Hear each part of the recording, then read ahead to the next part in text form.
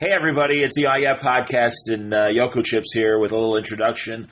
This is part 2 of our Lexmas special. I love that, man. You got a lot of biblical information in part 1. More Star Wars talk. We kind of cut things off midway on the Star Wars conversation. It's a 4.5-hour conversation. That's why we broke it up into the 2 parts, but or 3.5-hour conversation.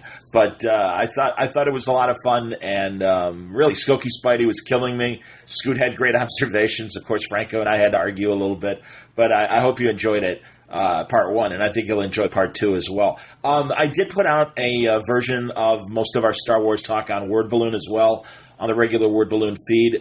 So if you want a shorter version, there's that. It's just like The Irishman. We're longer than The Irishman. Can you believe it? We get into some movie talk because I started getting my Screen Actors Guild screeners. I get to vote for the Screen Actors Guild Awards, one of the pre-Oscar award shows. Pretty cool. But here comes part 2. Thanks for listening.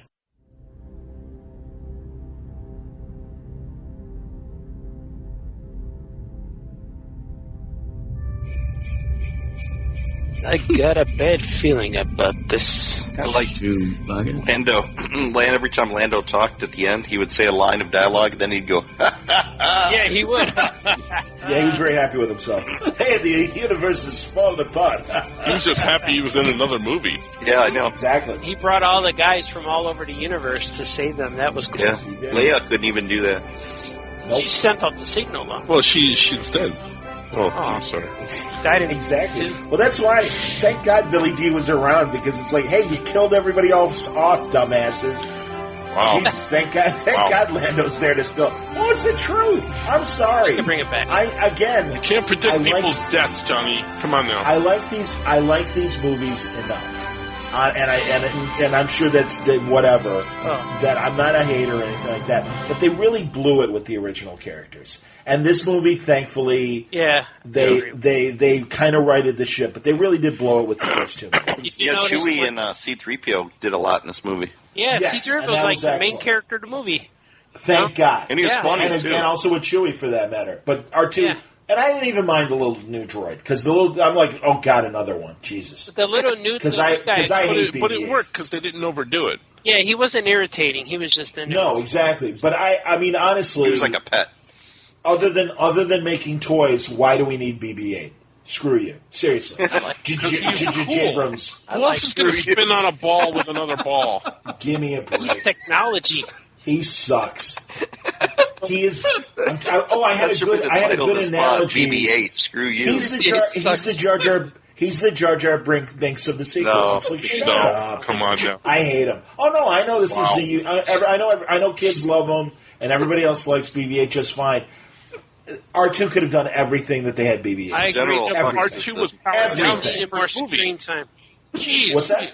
R2 was powered down the entire first... which sucked. Which was an insult. Yeah. C3, just like, and again, I like the fan theory that the movies are really about Wedge. The real thing is, especially the original 3, that's 3PO and R2's movie. Yeah, you're right. And they are very important characters. And to reintroduce R2-D2 under a tarp is like, I'm sorry, that's a big F you. It's a bit Powered racist. down. How is he going to keep dust off of something that's in storage? Yeah, okay. It's a bit racist, too, I would think. A little bit. Like the Mandalorian hates droids. Yeah, he does. Yeah, good. Screw them. He would have shot Just like Johnny. Big F you to Yeah. BB-8. Yeah. He's orange. That's right. I don't hate droids. I hate that specific droid. If anything, no, I'm an OG. I'm an OD. I'm an original droid fan. Yeah, the Mandalorian would have shot BB-8 as soon as he saw him. BB-8. R2 isn't it cute? Look at the ball spinning. Yeah. But there is a moment Jesus. there's a moment in the new movie where R2 disappears, and you notice he's not with him. Like, hey, what happened to him? And he was back where was with he? Leia. I was wondering that too. Well, that's going to be another movie. Yeah, he gave him a good dramatic scene there was when Leia dies. Yeah, he stayed with Leia, but I thought he was on the Falcon with the rest of the characters. That would have been cool. He was on he was on Post Ship. Yeah, but he was with he was on the Endor looking planet. Back to not things. This isn't something that I didn't like. It's something I was watching some guy give his review. I should have saved it and sent it to you guys. He was almost crying. He was yelling at the camera, and he's like, "They give Rey Luke's lightsaber, and then they give her his X-Wing, and they call her Red 5, alive! And he's yelling at the screen, and he's all mad. That was awesome. And he's all mad. I cannot tell you. Why? I don't know. Oh, that was awesome. I know, that was cool. I cannot tell you, we left the movie theater, and we were just outside talking, because I went to go see it with Mark, Brother Bear. Brother Bear. We were going in different directions, so he called an Uber, and we were just hanging out waiting.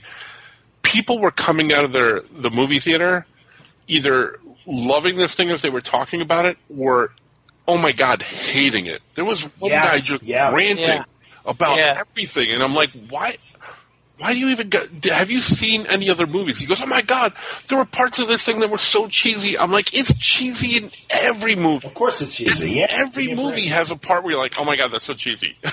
At least once. What movies have you been watching? How do you Especially build Star this Wars. stuff? Yes, how do you build this stuff up in your head to the point where like, oh my God, it's the best thing ever, and then go see the new one and say, oh my God, I hate this one. What movies have you been watching? It's true. No, I agree. Like I said, because I mean, honestly, here, let's go around the horn. Give it a letter grade.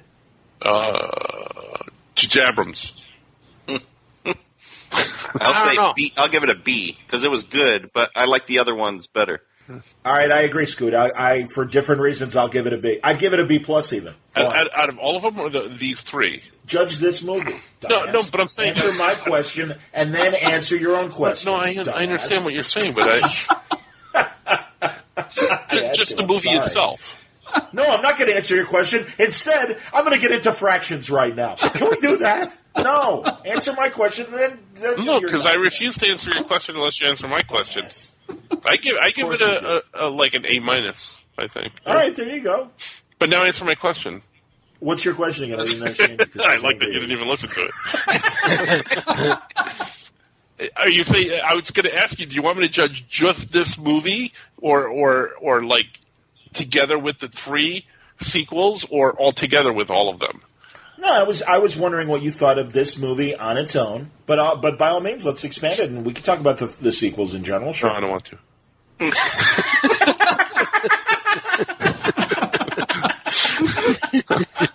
I know. I'd be hugging you right now if we were actually in the same room. You realize that? That's fantastic. It's Lexmas. It's another Lexmas miracle, everybody. Her name is just Mary now. Thank you. I still like Chief Palpatine right now. It's the highlight for me at the moment right now. Steve wiped his face with his sleeve in front of his head, Steve. I hate that kid. Chief Palpatine? He's the Emperor? I didn't vote for him. Chief. No.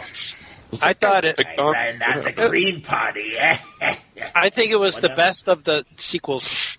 I liked it the best. I would agree. Yeah. I would agree. And I like it just right past. Give it a letter grade. Letter? A? Between A and B, I go an A minus, yeah. I do it. It's in the A category for me. Yeah. Yeah. And of course, there's things wrong, but, I like it a lot, yeah. Well, I think I'm going to give it a B, but I can't help but think about the journey of the story, like how this thing started off. It was going to be like a relay race, 3 different directors, 3 different stories, and I don't know. I think it was just it was a little bit messy because of that. And I have to say, I admire Jabrams for taking on the challenge and trying to do this, because that's not easy to take a story that's all over the place and try and tie it up and try to tie up 9 movies in one. That's a lot. So for what it was, thinking of it in that way, framing it in that way, I'm like, that's a lot. That's pretty impressive. I'm impressed that he even got to an ending with this. So I'm still going to give it a B though, because I left. Bottom line, I felt unsatisfied. Ooh, really interesting. Why? I think after I saw it the first time, I felt unsatisfied because I was hoping for more, or I was expecting something. I was looking for maybe a Vader Force Ghost, or Obi-Wan's going to pop up and say something. Or Hello there. Not to interrupt you, but I think that's why so many people are pissed off at this movie. Yeah, and it's a shame. And I think that's true. I think so many people brought in expectations instead of just sitting there and watching the story that they wanted to tell, including me. I did the same thing. But it was interesting because the second time I saw it, I'm like, all right, I don't have any of those. What if? Is this going to happen? Is this going to happen? Questions in my head. So I just watched it, and I said, you know what? I'm going to just watch it for the movie that it is and not what I'm trying to bring into it with me. Yeah. And I enjoyed it more the second time when I did that. The moment I finished the first time, I said, I want to see it again, because when you watch it the first time, you're looking at everything and listening real hard for stuff. And I couldn't enjoy it as much either, but I did enjoy it. But I was expecting Anakin to show up, a Force Ghost Vader, and all of that stuff. I was very hopeful that Vader would be one of those guys removing his hood. You know, I was waiting for that too. Again, that's where it would have been good, especially when Rey was getting all the strength to have them all be there. Yeah. Or I agree with you that it would have. That is an unrequited moment, not having Kylo face some spirit of Vader, either a good version or a bad version. Right. Vader should have been talking to him as a Force Ghost, I thought. But he never encountered Vader or had any real dealings with him, other than to idolize him as this mythic Sith Lord. Yeah. So it made sense that he never saw him, to me. Well, again, just like, and I'm glad that they had the scene with Harrison Ford. Yeah. But he clearly still has some, and not in the case of Harrison, but obviously to be able to heal Rey and some of the other things he was able to do, he obviously still had Jedi powers, so I could see that connection allowing Anakin to speak to Ben and go, look, this isn't the way. I learned it at the end of my life, and you need to make that decision before this all, burns you up. Yeah, it's a missed opportunity. It's almost like Catholicism, where if you did crappy things all your life, but at the end you're like, oh, I'm a Jedi now, then you can become a Force Ghost. Right. He already was a Force Ghost. He's both the original version and the special editions. Before they made it Hayden Christian and stuff, he is redeemed at the end. He is a Force Ghost at the end. So yeah, that's okay. I got no problem with that. But yeah, those are the kind of, and they're little things, and that's why it just keeps me from saying, oh, it was an A. And you're right, Skokie, I agree with you. Preconceived notions is always what disappoints us when we go to see a movie. Yeah. 100%. Yeah, I didn't really go in with any preconceived notions, and I really enjoyed it, especially the second half of the movie and all the 3PO stuff and Chewie stuff. But at the beginning, I still didn't understand what was going on with those Sith triangle things and how they can just plug them into their ship and all that stuff. I was just confused the whole time. I'm like, I don't know what the hell's going on. It's interesting though, because unlike Star Trek that does pseudoscience, I accept all that stuff with Star Wars because it's fantasy. Yeah, I know, but I just still, I'm like, I'm just saying. No, I get what I'm not saying this to invalidate what you're saying. I'm saying for myself, it didn't bother me. Yeah. But I agree with you that it was just kind of like, hey, look, it's these things. All right. Because they never really talked about them in the other movies or anything. It's like all of a sudden, it became a thing. Well, that's what I mean. It's funny. Franco and I, and this is just for us, Star Trek Discovery Season 2, all of a sudden Klingons have time travel crystals that never existed before. Yeah. And again, it's like Star Trek deals with, they try to explain their pseudoscience. Star Wars, it's just all fantasy magic. Yeah, there was a lot of things. Okay. There was a lot of trinkets and things, like with the dagger was the other thing. And what bugged me too was the orange lady, the small one. Maz Kanata's. It's like she didn't do anything in the second movie. Like she was in the first movie, she was this big, supernatural, mysterious, almost like a Yoda, like a Force user who had the lightsaber. But then she said, "This it's a story for another time," and you're waiting. Oh, what is it? And then she's just hanging out with the soldiers now. She's not doing anything but leading. I think she was a wasted character. There's so much more story they could have told with her. But I think they do that in all the movies. If you watch them closer, you go back and watch them again.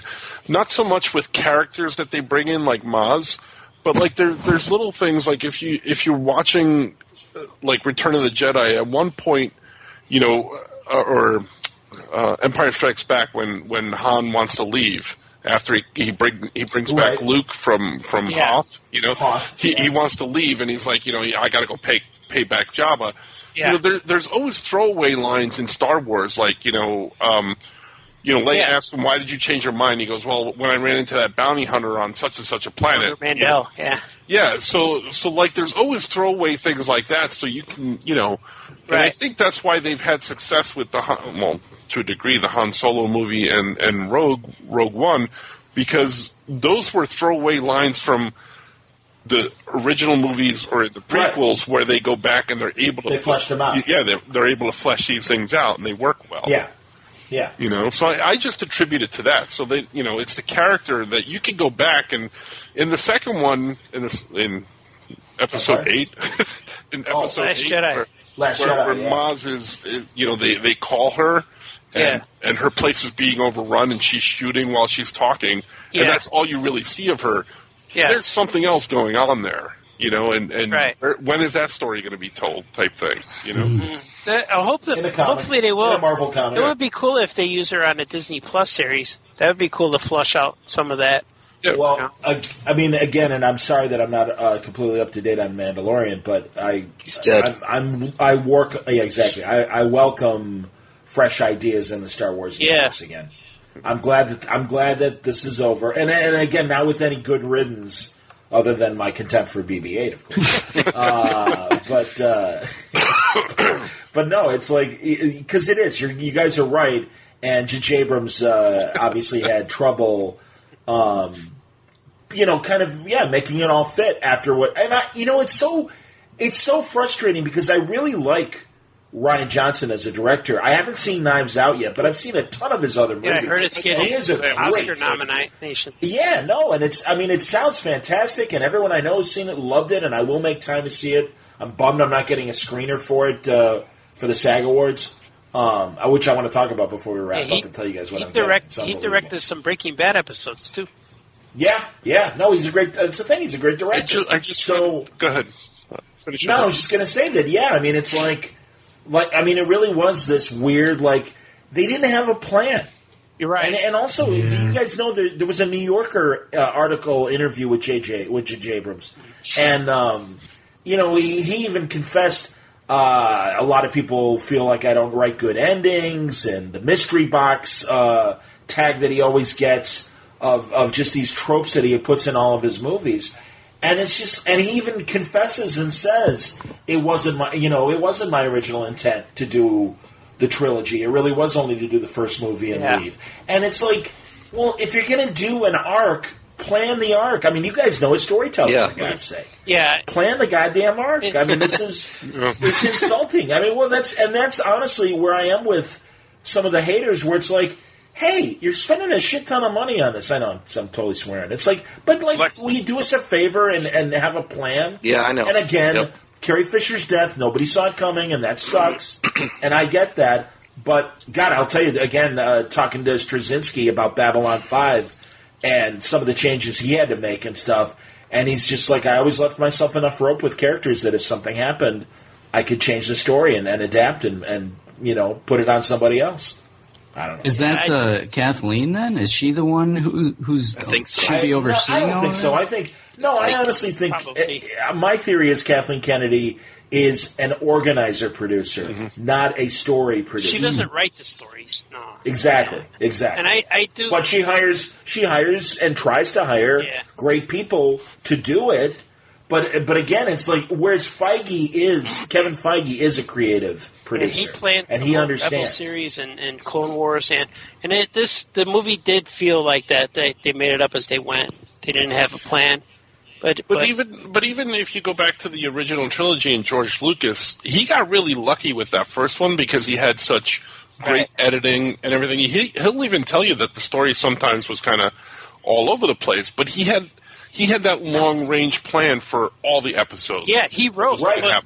George wrote all three movies. He wrote and he had different directors. No, he didn't. He had different writers for the second one and third. Well, he had an outline, though. But he wrote the story. Yeah, like Lawrence Kasdan and the woman, I forget her name. The lady. Leigh, L-E-I-G-H, Leigh. Yeah, I like the lady Star Wars writer. I'm going to look her up. She's seriously brilliant sci-fi writer and truly when women are like, where are our heroes? It's like, well, how about, I think it's Lee Brackett. I want to say it's Lee Brackett. I'm going to confirm. But that's what I'm saying. Is like, even though there were other writers who wrote the second, Empire Strikes Back and Return of the Jedi, the main story was the idea he had. And I wish they would have followed whatever he had for these last three. Right. Yeah. But I think Disney just kind of came in and said, nah, screw it. We're just going to do what we want. Yeah, they should have followed the outline. It would have been fine. Yeah. Lee Brackett. It is Lee Brackett who wrote one of the drafts of Empire. I want to say before, Johnny, when you mentioned Rain Johnson, I read an article about, all these elections and, the Russian bots, influencing our decisions about the election and all this other stuff, that it was found that these same people and bots were doing the same thing with the Star Wars movie. Oh, I believe it. And kind of like just to kind of make trouble and have people argue and stuff like that. And they did it. I just know that I do know there, much like Ethan Van Sciver, there are haters out there on YouTube. Oh, absolutely. Of Star Wars. There's haters in the movie theater when you go see it. Well, and that's what I'm saying. I mean, so yeah, I'm sure there were probably bots out there just adding to the chorus of haters and stuff. But like there's and I really do like their channel. It's called Midnight's Edge. Oh yeah, and they do a lot of stuff. A lot of the stuff I don't agree with. They are very anti-woke to a very ridiculous level. I mean, they really hated Captain Marvel. Really. Oh, I saw that one recently. But they've been anti-Star Wars, and I wanted, like, they did a 4-hour live show review of Rise of Skywalker. And 4 hours? Yeah. Well, they just had a bunch of people, kind of like us right now, pop in and pop out and give their 2 cents and stuff like that. So. Wow, how can anybody talk for 4 hours? What a bunch of weirdos. Exactly. What time is it? It's 9. Oh my God. I guess we've been to 3. I have a question for you guys. No. Did anybody? Yes. Yes. Did any of you guys feel any strong emotion at any point, whether that be chills or tears? Any certain part for any of you guys? Yeah, when Chewbacca died, when I thought Chewbacca was dead, I was kind of sad for a second, but also like part of me was also saying, "Wow, that's cool that they were that ballsy and like, no, he dies here." Yeah. And it was okay that he was alive, but I was like, "Wow, he's dead." Yeah, I was disappointed. Wow. I felt it sad, and then I got mad. Like, oh, why'd they do that? So that was the one moment. I think for me it was a Han Solo moment when he's talking to his son. Yeah, I was happy to see it. I was just happy. I wasn't like I didn't tear up, but I was really happy. To see with it. me when he said "Hi, kid," I thought it was Luke for a second. Yeah, me too. And when he turned around, like it was the moment for me was like when you look at it and you take your breath, you're like, oh, like that. That's what happened. And then, and especially, but then when he was talking to him, he put his hand on him, and that's his son, and I'm like, that's where I just started. Well, and even when he says, Kylo goes, he's like, "Dad, I'm trying. I don't think I can." Right. Yeah. And then he told him, "I know." Like he wanted to say, "I love you," but he goes, "I know." No. Yeah. That got me good. too. Yeah, that was a good moment. Stop it, Johnny. I'm gonna cry now.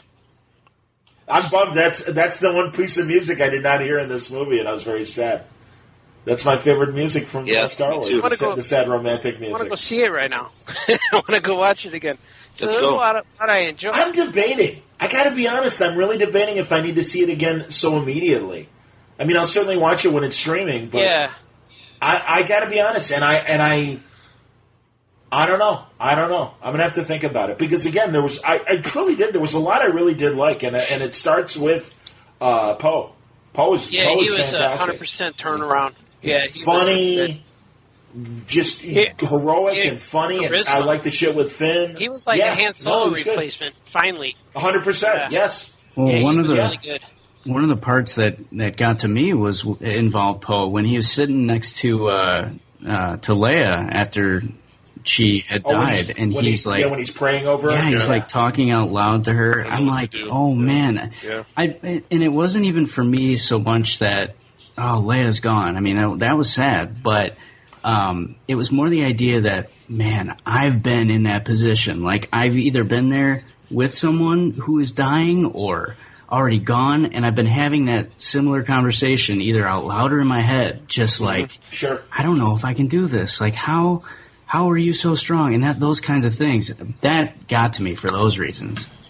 I can see that. I'm a Absolutely. big giant mush. I will cry in almost every movie I see. How about Weekend at Bernie's too? Yes, I did cry. Exactly. Yes. Exactly. Jonathan Silverman's poignant moment. Especially Weekend at Bernie's too. When he goes over the railing and that's lands funny in the sand, 'cause yes. And especially given that it's still Lexmas season and stuff. Miracle on 34th Street, when the original, when the lady comes with the little Dutch immigrant kid who doesn't speak English, and all of a sudden Kris Kringle starts talking to her in Dutch, and the kid's like all excited, and they sing a little like Dutch Santa Claus, like Dutch Santa Claus. I'm like, oh my God, that's so sad. That poor kid. How is she living in America? She can't speak English. What is she doing? And literally, that my brain is crying that hard. Oh my God! It's a Wonderful Life. I must have seen it I don't know. I can't tell you how many times I've seen it. I'm watching it yesterday as I'm getting stuff ready and cooking dinner, and you'd think I was cutting onions or something. Yeah, I'm like, I'll be right back. See, I don't cry at Miracle on 30 or on It's a Wonderful Life. I love that movie. It's great, and it's very sentimental. When the girl's playing the piano, and she goes, "Oh, Daddy!" I'm like, "Oh, that's it. I'm messed up for the rest of the movie." Yep. That's or it. when he tells the pharmacist that he fucked up and Mr. Gower. Lexmas, sorry, where he screwed up and he smacks him and then he hugs him. And it's like, that's because the guy just lost his son. The guy just lost his son, and you know what he's going through. Yeah. I didn't pay to be a canary. Mr. Cow. That's it. That's what I was talking about before. There's so many of those throwaway lines where everybody's belligerent to each other, and that's one of them. Yeah. Paid to sing like a canary. Yeah. Say, brainless, don't you know we're cooking with that cigar in his mouth too? Yeah, paid to sing like a canary. And doesn't Mr. Potter calls the people of Bedford Falls garlic eaters? Doesn't he say that? Oh yeah, you're right. Yeah, because they're all. Now was that an Italian attack there? Of course it is. Sure, like Mr. Martini. Oh man, Mr. Martini. I'm breaking the jukebox. I just saw this movie yesterday called Pottersville, and I thought it was I thought it was a sequel. Yeah, I thought it was similar to that, but it's funny because it's about a guy who caught his wife cheating, and he gets drunk and he runs out in a Bigfoot costume in the street and just starts screaming. So it's really good. I don't want to spoil. That's the one with Zod. Yeah, General Zod. Yeah, I saw that, and I thought that was a cute movie, actually. Yeah, man, General I had Zod so much fun. I was laughing. The original General Zod, Terrence Stamp. Shannon, last Michael name. Shannon. Oh, Michael Shannon. Okay. He goes home early from work and finds his wife cheating on him, dressed as a furry, dressed as a bunny, and the guy they were hugging in the room, and the guy who was dressed as the wolf was his buddy, was the police chief, and so Michael Shannon goes back and gets drunk. He just puts on a squash suit and goes running. Yeah, no, doesn't he put on that ghillie suit? Yeah, the ghillie suit, a gorilla mask, suit. And gloves. Yeah, somebody mistakes him for a Squatch. Yeah. It's so fun. I don't want to ruin it. You should watch it. It's really cool. But it's called Pottersville, and in the movie there's It's a Wonderful Life reference, a real obvious one. And then there's a reference for Jaws in the movie. It's so much fun. I watched it yesterday. I was laughing. And the kids were like, "What are you watching?" I said, "Come on, watch it with me." So they sat and watched. Then Rose came out. That's your mistake when you say, "Come on, watch it with me." That's your. Well, I watched it first, and then they came in there. What is this? I go. Yeah, but you opened yourself up to. No, I don't want to watch this. Yeah, exactly. Boring. Totes dead. Totes much. Dad much. Dad much. Whatever. I was going to say one of my favorite throwaway lines from "It's a Wonderful Life" is when Mr. Potter wants to make a point, and he tells his manservant, "Hey, push my chair up. Push my chair. You think you're going to?" And I just love, push my chair up. All right, move me closer so I can be more intimidating. That's the guy who's he saw all the crime go down. He saw Potter steal the money and all that, and he's the guy who should have said something, but the accountant that tells him about how the guy who's pushing the chair. But he's getting paid to be quiet. Oh, I see. I thought you were talking about the accountant who's in like every Green Acres episode and Beverly Hillbillies and Petticoat Junction. And that guy, I'll tell you something. One of these days, this young man is going to work for George Bailey. Yeah. I guess I love that guy. Oh, I'm sorry. Hey, wait a minute. Yeah, exactly. Do your alfalfa line, Artie. Hey, I'm sorry. Hey. Yeah. Exactly. It's that mid sentence switch gears. Oh, gee, I'm sorry. I did a hey. Like in there. There's a real FU under that hey. Hey. Oh, why don't you stop annoying people? Well, I'm sorry. Hey. By the way, that leads to my favorite sexy scene in It's a Wonderful Life. Man, down to Reed in that robe. Wow. That's a good leg. That's a nice leg, man. They got a whole aircraft carrier, that one. Oh. Let me tell you, I was a big fan. This is a very interesting situation. Would you please hand me my robe? Why don't you kiss her? What if, Why don't you kiss her? Why don't you fondle her boobs a little bit, George? Well, for years, go under the carriage and go hunting for the keys to your car. For years, I never knew what Potter was saying when he would say, "Wah, wah, wah." Remember when he's looking at the draft? But then I found out, 1A or 4F, and then 1A. I never knew what it was until later. Yep. That's the oldest tree in Pottersville. What's the matter with you? What are you, drunk? How about my grandfather Grandma Walton? Yeah. When there's the run on the bank and he's giving him he's letting all the people have his money and stuff to keep the building and loan afloat. And the old lady, it's Grandma Walton who goes up and goes, "Can I just have $2?" Yeah. She said, "You know what I heard in that? I heard some documentary. I forgot what I was watching, but that line, she was supposed to ask him for $17 or $18 or something, and so she ad-libbed the $17.50 and." George Bailey ad-libbed the kiss. That was all just they did it in one take. And I'm sorry, I got seized by the moment. Your pouting lips, your beautiful eyes. Thought it'd be cuter to ask for 50 cents. Yeah. Yeah, $17.50. Yeah. $242. During that movie, he was going through a lot of stuff from the war, PSTD, STD. Yeah. And a lot of those scenes, probably the rawest. A lot of those scenes were him, dealing with that. Working shit out. Yeah. Yeah. I heard that too. Too funny. I know, it's amazing. That's, again, it's, you forget, those guys went to war. And by the way, that, of course, is the great irony of John Wayne, who was the hero of so many World War II movies. Went, And, he didn't go. And he really didn't try that hard either. And John Ford always, gave him crap about it, too. And stuff. And, there's proof that he did ask the, OSS, the precursor to the CIA. He wanted to work for them. And John Ford was really tight with all the brass in Washington. And he's like, get me in there. Just let me finish one or two more pictures. And John Ford's like, yeah, you always say that, man. You kind of blew it. Young Wayne? Exactly, Young Wayne. Young Wayne. Who's that? I read your book. Japuti. I love that guy in not only Romancing the Stone, but even more so in the Three Amigos. El Guapo. El Guapo. And it's his 40th birthday. And we all chipped in, and we got you this present. It's a sweater. Sean Wilder? They're in the middle of the desert. It's a sweater.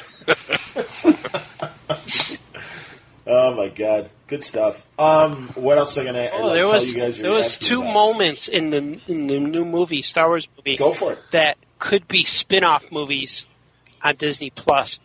Clearly. I think they set up, especially with the girl Lando and the chick. the girl asking, "Where are you from?" And man, I was so hoping. Oh, when she said that, I say, "Please say Earth, please say Earth." But he didn't. He said the Golden Region or something, whatever he said. The gold system. Yeah, I was like, I wish he said gold could be the sun. I don't know, but I was like, I'm from Harlem. Because if he said Earth, that would support that Timothy Zahn book where he made hot chocolate for Luke.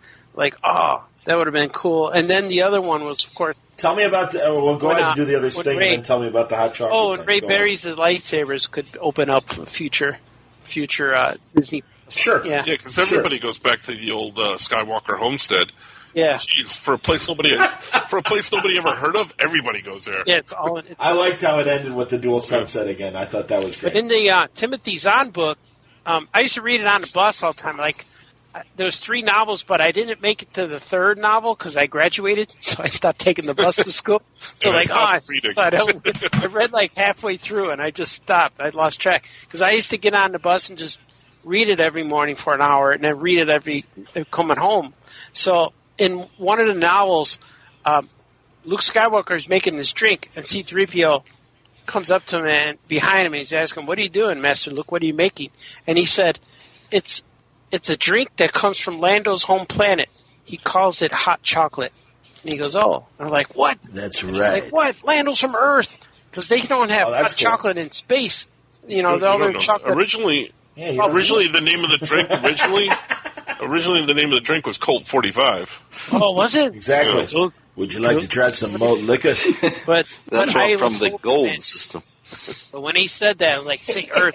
And when he didn't say Earth, I'm like, "Oh, that's okay. It's Earth. Because maybe the Earth is in the gold system." Yeah, maybe it is. Did you cheer when he took off that mask and it was Lando? Yeah, I was happy. Yeah. I bet Art's real happy. I'm glad they gave him as much to do as they did. I wouldn't have been upset if they gave him more, but it felt more than just a cameo. The only nitpicky thing I was disappointed in, he called him Chewie instead of Chewbacca. Right, I said that earlier. Yeah, I wanted to hear that. Oh, that's funny. I'm sorry, Scoot. I thought you said it earlier. It was Artie. I apologize. I'm like, yeah, all right, we've covered it. He doesn't say, that's hilarious. He doesn't say, I'm sorry. He says it with G's, Chewbacca. He does. The way he says it was different. Not Chewbacca, it was Chewbacca. Yeah, I know. It was like he stretched like the middle syllables faster. How you doing? Well, it's like Han is hand. Han, I gotta help Han. Yeah. Well, they asked him why he said it that way, and he goes, "I mispronounced it." Yeah, it's written down. Han, well, but he even did it in the audio version of Dark Empire because he's in it, and he does it there too. Han, I gotta get Han. We'll say. So I love the fact that he keeps coming back. I like doing like that he over the years audiobooks or whatever. It's like, yeah, I'll do Lando, no problem. The only thing he didn't do, and I thought he had done it, was that BBC version, but it was BBC One. BB-8. That actor that looked like Julian Lennon, but he's not Julian Lennon. I forget his name. Oh, your name George. What's Ringo? Hello. I almost look like my father. Right, that sort of thing. Thank you, Paul. Hello, Ringo. Hello, Ringo, Hey, Lando. Right. How you doing, Paul McCartney? I'm doing great. Oh, Billy D, I'm quite good, actually. Yeah, You and McGregor. It's almost. I was going to say it's almost you and McCartney. Exactly. Oh, right, Anakin.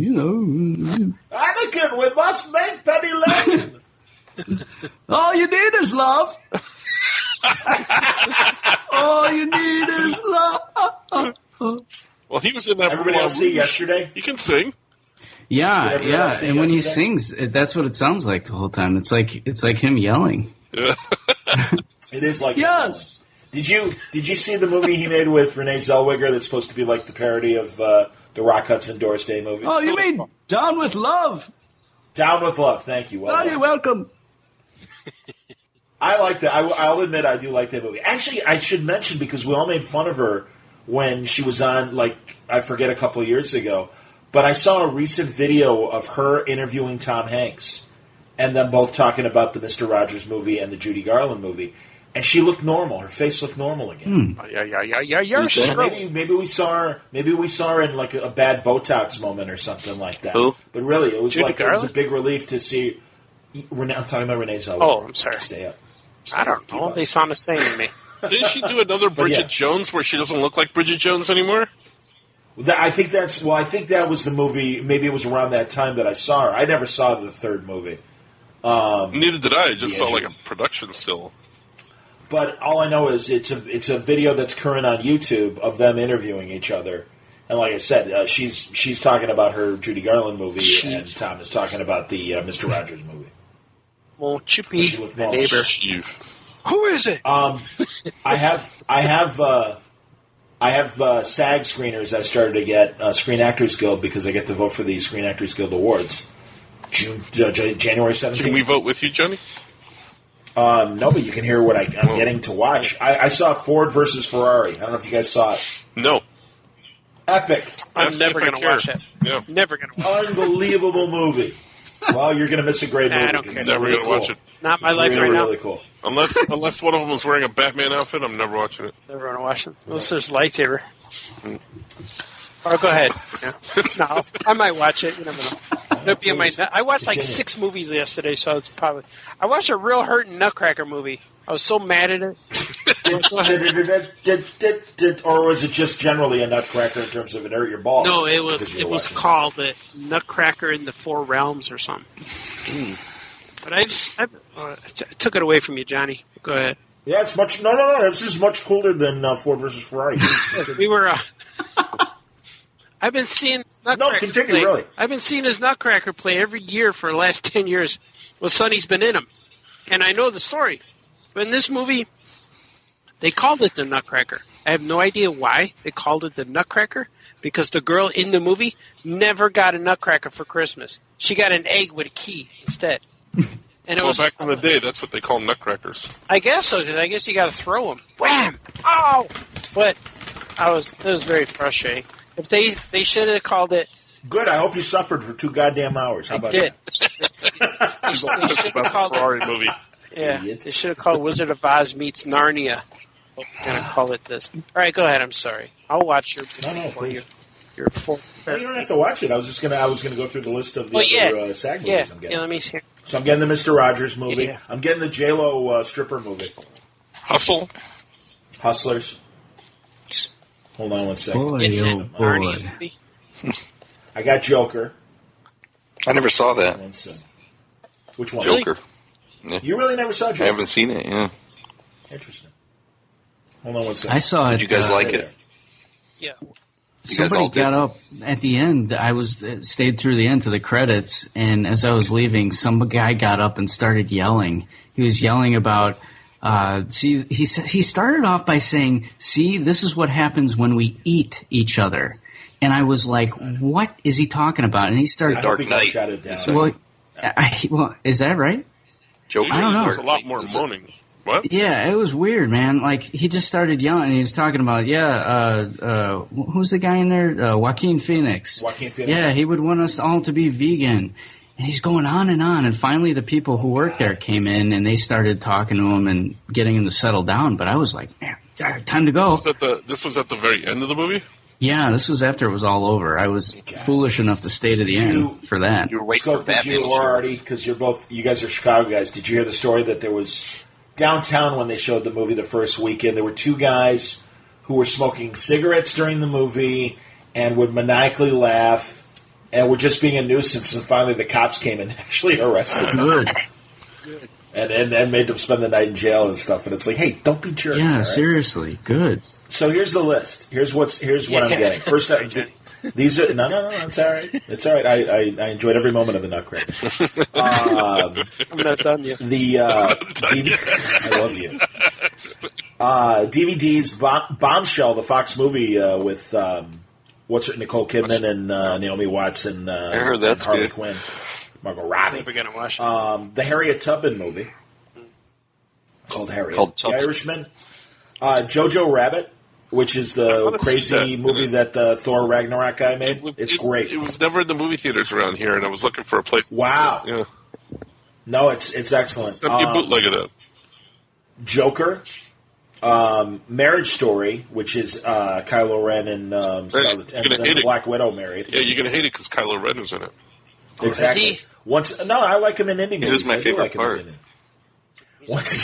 Once Upon a Time in Hollywood, the Tarantino movie. Yeah. And then the Korean movie, Parasite. Yes. And then Get two digital. sites. Now those are ones I'm getting DVDs for. Actual, like, hard DVDs. Let me ask you a question, John. Do you have to return those afterwards? They say we have to destroy them. Send them. I don't destroy them. I keep them. Oh, you're not going to get them anymore. I know. I like how Johnny I'm risking a lot. Johnny said Korean as Gary Marshall. Thank you. Thank you for noticing. Thank you, Scott. Because, of course, Chachi, as we all know. Exactly. Korean for penis. Oh, For digital, because we keep expecting Kylo Ren. the previous year to be the last year we're going to get actual hard DVDs, and that they're just going to give us digital links to screeners online. So online I can watch Beautiful Day in the Neighborhood, Ford versus Ferrari, the Judy movie, Just Mercy. I have no idea what that is. Rocket Man, the Elton movie, Yeah. and Us, Me and the you. Jordan Peele horror Scary movie. one. Horror movie. It's a horror movie. Well, Us is already out on Oh, that with the No. doppelganger Well, but it's up family, for- right? Yeah. Yeah, that one's It's creepy up- looking. Yeah, it's up, but like SAG Awards, it's all year, so there's always like a movie that's like from way earlier in the year, but it qualifies for this year's SAG Awards. So like that always happens in Oscar season. Hi, Oscar. There's always like exactly. There's like a spring movie from the previous year that's nominated. You're like, wow, wasn't that last year? And it's like, yeah, but it was at the beginning of the Oscar season, so it's all right. So there you go. No thoughts. Yeah, on I it? want to watch Jojo Rabbit. I haven't seen any of them. I'm never gonna see the I haven't Ferrari either. one. I'm telling you, it's excellent. I saw the Mr. Rogers one. And It was less about Mr. Rogers and more about the guy who interviewed Mr. Rogers. Yeah, I had heard that. Yeah. My wife hated the movie. Yeah, I was Wow. not a fan. It wasn't enough Mr. Rogers for me. He was more like an angel who came to this guy, this writer, and was trying to help him out. I don't know. Was he a dead Mr. Rogers? No, he was alive. He was a Force ghost. Really? yeah, he's a Force Ghost, Mr. Rogers. Show up and go, push How you doing? like that. I'd like you to use the Force if you could. I'm a Jedi. Slap Did you He say was Jedi? alive. Handyman Negri made me my lightsaber. Can you say Kylo Ren? Speedy delivery, Anakin. You want this? I'm never going to watch that now. I'm going to see it. I do honestly try to watch most of the movies, unless it's like absolutely like, I don't know if I want to watch Adam Driver and Scarlett Johansson have a bad marriage. I'm like, yeah, that's okay. That's sad. That's their. I know we want Do to. you think they have a bad marriage because of the way each of them looks? Oof. Exactly. Well, no, I got to tell you, Scarlett for having such an ordinary face. I'm a big fan. Scarlett She's got Johansson. an ordinary. She does. She literally is. I think she's got a girl next door. She's got She bug doesn't- eyes. She's like a bug. Beautiful. She's got bug eyes. Look at her. She's a beauty. I think she's Birdie. adorable. I like her. Her Saturday Night Live was good the week before Eddie Murphy's. Not as good as Eddie Murphy's, but it was good. It I had didn't fun even know stuff. she in it. was. Isn't she dating one of the guys on there? Yeah, she's dating Colin, The newscaster the guy guy. from Update. Yeah, From newscaster. Weekend Update, exactly. Thought they were married. I don't know if they're married. I don't think so. I'm married. They're engaged. Whoa! Okay. Are they? Yeah. There you go. Doggy. What was I going to say? I don't know. I love the Black Widow trailer, It's by racist. the way. Yeah. Did you guys see it? Yeah, we saw that. They had the Russian Captain America guy on there. So that was interesting. Yeah. Yeah, that was awesome. Yeah, and also obviously Wonder Woman. That's the other Black Widow, the yeah. blonde Black Widow from the That's comics. Hellboy. So that's cool too. It's just the blonde Black Widow. That's what she is. There she is. It's just descriptive. It's not racist. Exactly. Blonde. And the Wonder Woman, I like the Wonder Woman 84 video. So that was good. Yeah. Oh, yeah. I saw that. Yes. There you go. Yes. Only saw Oh, you know what's great? And we haven't talked about it on the show. The Harley Quinn cartoon that's on DC Universe is it's dirty, like Rick and Morty Whoa. dirty. Yeah. But they just swear like the best. Lake Bell. I love Lake Bell. She plays Poison Ivy. She. And then she's like, because in the second episode, Harley wants to join the Legion of Doom. And she's like, how can you want to join the Legion of Doom? Those guys are dicks. And she says dicks. Lake Bell has a show on ABC right now with Dax Shepard called Bless This Mess. Uh-huh. It is hysterical. I think it's really fun. I think you would like it, Johnny. Yeah. It's a half-hour comedy where her and her husband, she's a therapist, and her husband's a writer, like he used to work for a newspaper, and they moved from New York City. Like his aunt dies or something like that, and they have this farm in Nebraska, and they decide that they're just going to go be farmers, and it's really funny. Interesting. I'll check it out. And she's pleasant. I'm always pleasant amazed to when I view. find it. What's that? Oh yeah, she's lovely. I see how. She's lovely, isn't she? Isn't she, Anakin? Isn't she Ewan? Yes. I like her. It almost sounds like Ewan is scared sometimes. Well, I think it sounds like he's drunk. Oh, just had a few. Yes. Oh, you want to buy some death sticks? You don't need to sell me death sticks. This weapon is your life. In the Clone Wars series, there's a hint that Obi-Wan Kenobi was making sweet on one of the queens from one of the planet he went to. Wasn't it a Mandalorian queen? Was it? I thought the Jedis weren't allowed to love. Well, he is. Yeah, he does anyway. That's what you think. Yeah, exactly. But I guess he had to leave her to join the Order or something. Anakin and Padme, they're doing it all over the place. Yeah, but that was the point, that they're not supposed to. They made babies. I think all of them are not supposed to, but it's like, it's like the Catholic Church. They're all not supposed to, but they all are. You have an urge. Yeah. Don't worry, our toll will save us. Who's that? That was Anakin. Don't worry. You fell into that nightmare, Master, and I rescued you, remember? Oh, yes. I like the voice. He's from Canada. I don't know if it... Anakin? No, I understand that, and now that I'm thinking about it, I'm like, all right, I guess I do. Forgive me, but I'm listening to the music, and I'm like, all right, yeah, I hear it in there. All right, that's good. He's married to that other girl from the show that we liked. That guy who played Cyclops. You know, the guy who does the voice. James Masters. Scott? His name's Scott. James Marsters. Oh, your guy. buddy. Our friend. Yeah. The guy who was in the Rachel Bilson show. Guy. And he played cartoon Cyclops, not movie Cyclops. Yeah. Well, that guy who's in the Scott Porter. Well, he stars in the show with the girl who married Anakin Skywalker. I forgot her name now. Rachel Bilson. Bilson? Rachel Bilson. That's the show, Heart of Dixie. Yeah. To Christian. Heart of Dixie. Yeah. It was Heart of Dixie. Okay, because I remember when I had Scott on Word Balloon, and I was asking him, "What are you doing now?" He's like, "Oh, I'm on a WB show because you wouldn't want to watch it."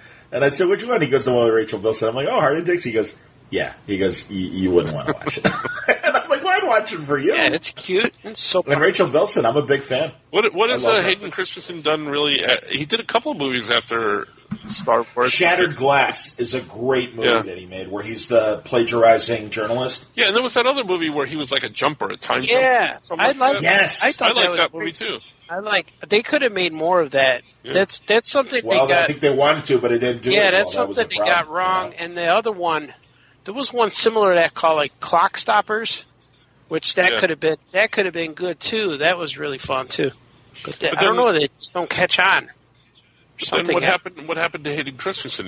He doesn't do anything anymore. Really. Looking it up. He's at home now. Jumper is in that movie, 2008. Yeah, I liked that a lot. That was really good. He's also in a movie just last year called Little Italy. Yep. He was in 2010. He's in a movie called Takers.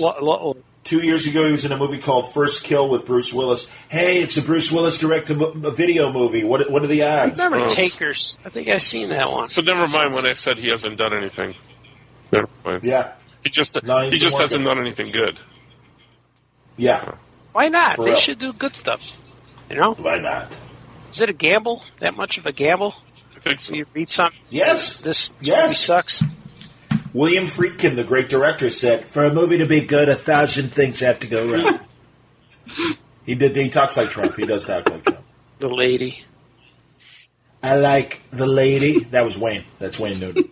All right, we're in the spin room with Wayne Newton. I don't know why, but we are. Chris Matthews from Hardball. All right, Wayne, I know you're a Republican, a registered Republican. You saw the Republican field. Who do you like? I like Trump. I like Bush. I like the lady. Meaning Carly Fiorina or whatever her name was. Yeah. When you guys first talked about that on the pod, I went and looked for that video and found it, and it is exactly like that. That's exactly how it played out. I was dying, and I'm laughing now. Oh. You saw the smoke coming out of Wayne Newton's ears as he's trying to remember her name. I like The lady. It would have been easier if he just broke out in a rendition of Dankeschön. Would have been easier. Exactly. Classic. Man, I'll tell you, watch those 60s, like when he was on like the Lucy Show and stuff like that, Wayne Newton. Interesting guy. Interesting voice. Yeah. He sounds like my aunt singing. Hello! He sounds like he never hit puberty. And his voice never changed. Oh, I did see videos of him as a real strange-looking boy. Yeah. He's freak. Yeah, big cheeks. Yeah. Real big chub, like big. He looks like he could have been the big boy model for the hamburger place. Odd, yeah. Yeah, he did. Yeah, very, very, very boyish face. And wearing a tux and with a boy head, yeah. With a boy head, yeah. Yeah, it was weird. All right, has anyone else seen The Irishman? No. Oh, I'm never going to watch it. All right, never mind. I want to, but every time I click, great. it says 3 hours and 49 minutes, and it's like, I'm not right now. There's a meme out there that has the movie broken down in 4 parts. I was just going to say, I saw an article where they broke it down so you could binge watch it or not, like as separate episodes, like where to stop and stuff like that. Right, and I saw it in 2 nights. I watched it the night before Thanksgiving. I watched the first 90 minutes, and then I watched the last 2 hours the second night. And I was never bored. It was great. I want to see it because I watched like 6 movies last night, so I don't think I'll have a problem sitting on a big chair. There's a lot of Chicago. There's a lot of Chicago mob stuff in there. Oh yeah. A lot of Chicago mob stuff. No, I know a lot of that through my family. That's why I'm telling you. Exactly. I heard that the de-aging thing was a little off, like I disagree. Oh, really? Well, the only thing I would say is in the early scenes, they never specify how old Pesci and De Niro are. If they're supposed to be younger than 50, I don't believe it. But they still did look younger enough, and I would prefer to see them than young actors chewing up that time. And it worked fine. Again, you can argue of like how old they were supposed to be. That like if it's supposed to be a 35-year-old Robert De Niro or a 30-year-old Robert De Niro, no way. Now, why did Pesci come out of retirement? They convinced him because they're all like, "This is probably the last time we're going to do this." Okay. I mean, literally. I mean, that's that. I mean, he turned down big things. Before Louis C.K. got in trouble, he had that amazing television show that he made that was only online and never streamed anywhere. That Horace, exactly, Horace and Pete. Yeah. And the part that Alan Alda played in it, he wanted Pesci to be the uncle, the racist uncle. And Pesci's like, I'm retired. I'm not interested. I'm sorry. Okay. Exactly. But the great thing, Pesci is the secret weapon of this new movie. He is. He's a monster again, but he's like a boss. So he's not the guy from Nicky from Goodfellas, and he's not Joey LaMotta, Jake LaMotta's brother in Raging Bull. I mean, he is like a tough main guy that De Niro has to please. And De Niro's on the defense when talking to him and stuff. And it's good. It's a great... the only thing I've heard where people complain is they felt Pacino wasn't strong enough as Jimmy Hoffa. And they're like, I still saw Al Pacino throughout. And it's like, I disagree. I think Nicholson did a better job when he played Jimmy Hoffa in the DeVito movie. Yeah, he looked a lot like him, too. Now, absolutely. When Pacino was... in this movie, at any point did he go hoo-ha? Did he do that? No, but it's funny because everyone who's complaining is like, I was waiting for him to say hoo-ha because they all thought that he's been playing the same thing for the last 30 years or whatever. Oh. And I thought I thought he was very good. He sounds everybody was great. I watched the trailer I saw a bunch of times, and I was excited to hear Joe Pesci again. You just hear the voice, you don't see him, but he's going. Only 3 people in the world got one of these, and only one of them's Irish. Yep. You're either going through the door or through the window. Honestly, just like Eddie Murphy, I was in before the SNL episode, I was saying the same thing about Pesci in terms of it was like watching a boxer come out of retirement and knock out the champ. Because Pesci he hasn't been in a movie in 13 years. Yeah. And he just stepped right in, and he's incredible. I'm sure he'll get an Oscar. Hi, Oscar. Not that kind of thing. But no, it's great. And the other thing is, and I have to put it out there just because I love the counter argument. I'm okay with Scorsese not liking the Marvel movies. I won't deny it disappointed me. But that said, there's a great article on IndieWire that said, you can call the Scorsese mob movies his Marvel movies. And they're right. They're absolutely right. Absolutely right. Article All the tropes. about what his daughter did for Christmas? No. She wrapped all of his presents in Marvel wrapping paper. It took him 3 times, and finally, like, the last time I saw him doing a Q&A on stage, I think it was in England, he finally is like, look, I'm not trying to denigrate those movies. I respect the filmmakers. I respect all the technology involved in that. And so he finally said gave them a little more credit. But it did take him 3 times to walk him back. 2-3 times? I wouldn't have walked him back. Exactly. I would have threw it right out the window. Couple 2-3. Hey, you Only two one of pixies them's Irish. out the door, through the window. I'm asking you. Good stuff. Couple 2-3. He'd be good in that movie. Out you He'd be a good Jedi. pixies go. Look, I'd give it up. Imagine him on the Jedi Council. I don't think he's good enough. He ain't ready. No, midichlorians. What the hell are those? Yeah. What's this about the Sith? Okay. Hey, what do you look at this little gremlin over here? How did he get a seat on this thing, huh? Yoda, what am I here for? Your amusement? You think that's funny? Ooh, respect you, I do. Oh, do you? I'll make you respect me. Come here, let me see that lightsaber. I heard there's some shout-outs to He Toledo does. in that movie, Johnny. Yes. Oh, absolutely. Yes. Yes. I'm going to Paco's tomorrow for lunch with my uncles. Hey. Lucky. Yeah, uncle lunch. I'm going to Falco's Pizza. Southside. Hey. Nice. Oh, you're going to the south side? Nice. Mm-hmm.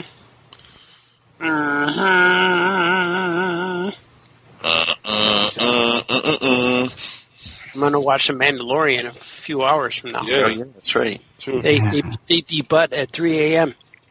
Butt. What I Is it heard. really 3 a.m.? I think That's so. funny. That's when it appears. I'm glad, Chicago That's style. funny.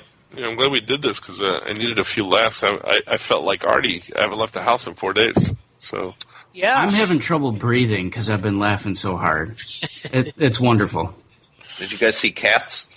oh my God. Yeah, Wait, I It's such a nightmare. I didn't see it. And It's going to be awesome. T Swift. They released a new version with better effects because they were still working on it after the movie released. It was Really? Because it still sucks really bad. So the movie came out, and they put out a new one? Yep. With more better digital animated scenes or Did whatever. the people who saw it get a free pass or something? Oh no. No. How about, I gotta be honest, I want to go see it. I won't deny Cats and also Charlie's Angels bombing. I'm like, who was asking for this? I don't. I'm I'm sorry. never going to see Charlie's Angels. I'm going to watch Cats. I know I will. Well, Are you I'm really? going to watch it as well. I want to see it too. Yes. Really? I think it looks awesome. Okay, wait a minute. I want to go back to the scoreboard for a second. So, no to Ford versus Ferrari, but yes to Cats. Well, Because unlike Ford or Ferrari, Cats is going to be a car wreck. I like that. That was good. Okay, yeah, nice try. I'll probably watch. Nice try, Jimmy I'll Cheap. probably watch on Ford on Ferrari one night while I'm looking for something. I'll probably get. Well, who's in it? Matt Damon, right? Isn't that? Matt Damon and Batman, Christian Bale. Okay, maybe. I'm not. You know who else is in it and is great in it and two guys. Isn't it your mom? Oh, Thank you. John Barenthal, the Punisher. yeah, I like him. He plays Lee Iacocca because Lee Iacocca was a Ford executive back then. He's great in it. And God, what's his name? It's not Josh Duhamel. It's the guy who I think plays the husband in Renee Zellweger's Sweet Home Alabama. And I don't like that lady. Hugh Grant. Zellweger. She was good in a one movie and then Not no Hugh more. Grant. Reese Witherspoon or Renee Zellweger? I like Reese. Reese is good. Oh, it is Reese Witherspoon. Excuse me. She reminds me of Reese Bone. Wishbone? I'm looking it up. Reese Witherspoon. Reese Witherspoon. Reese. But I'll probably watch that for John Barenthal because I like Matt Damon. Josh Lucas is who I was thinking of. I like Matt Damon better as a younger guy because now he's too man-thickness like Travolta. That thick. And it's not appealing. He's not as thick as Travolta. Yeah, come on. Come on. Matt Damon. Well, I haven't seen him in a while. I loved Matt Damon in that movie where he was after DiCaprio when they were fighting back and forth. Departed? Yeah, Departed. Yeah, Departed is great. That's a great movie. You know, I own that on DVDs. Never watched it. Yeah. It's a great movie. Yeah, that's excellent. I keep wanting to see the original, the Chinese version, Internal Affairs, that it's based on and stuff. I hear that's a great movie too. Honestly, I'll see Matt Damon again. I started watching him on that movie where he's planting corn on Mars and stuff. I saw a little bit. Yeah, you mean The Martian? The Martian's amazing. Yeah, I caught that. It's amazing, but I haven't seen the whole thing. That's a great movie. So that's all, man. No, he's. For Ford versus Ferrari's Carroll Shelby, who designed a million great sports cars, in the 50s and 60s until he died in the 70s or whatever. And then Christian Bale plays the driver, and they go to Le Mans, the 24-hour road race in France. And I'm telling you, the action is amazing, and the story is amazing because Ford, boring-ass Ford, decided we've got to win races to get more people buying our cars, and they went after Ferrari. And Ferrari, hey, how you doing? They said, is it like a beginning of the car industry movie, or is it not the beginning, but it is about the 60s and how important auto racing was to sell. Like they would say, win on Sunday, sell on Monday. And that, like, the car companies, it was really important for them to have, like, top cars. And, like, the Mustang is created during this period, and the Corvette. I'm not even a car person. And it's just it's a great guy movie. It really is a great guy movie, man. Why has it got to be a guy movie? You guys go ahead and watch Cats. Feel free. What's that? Why has it got to be a guy movie?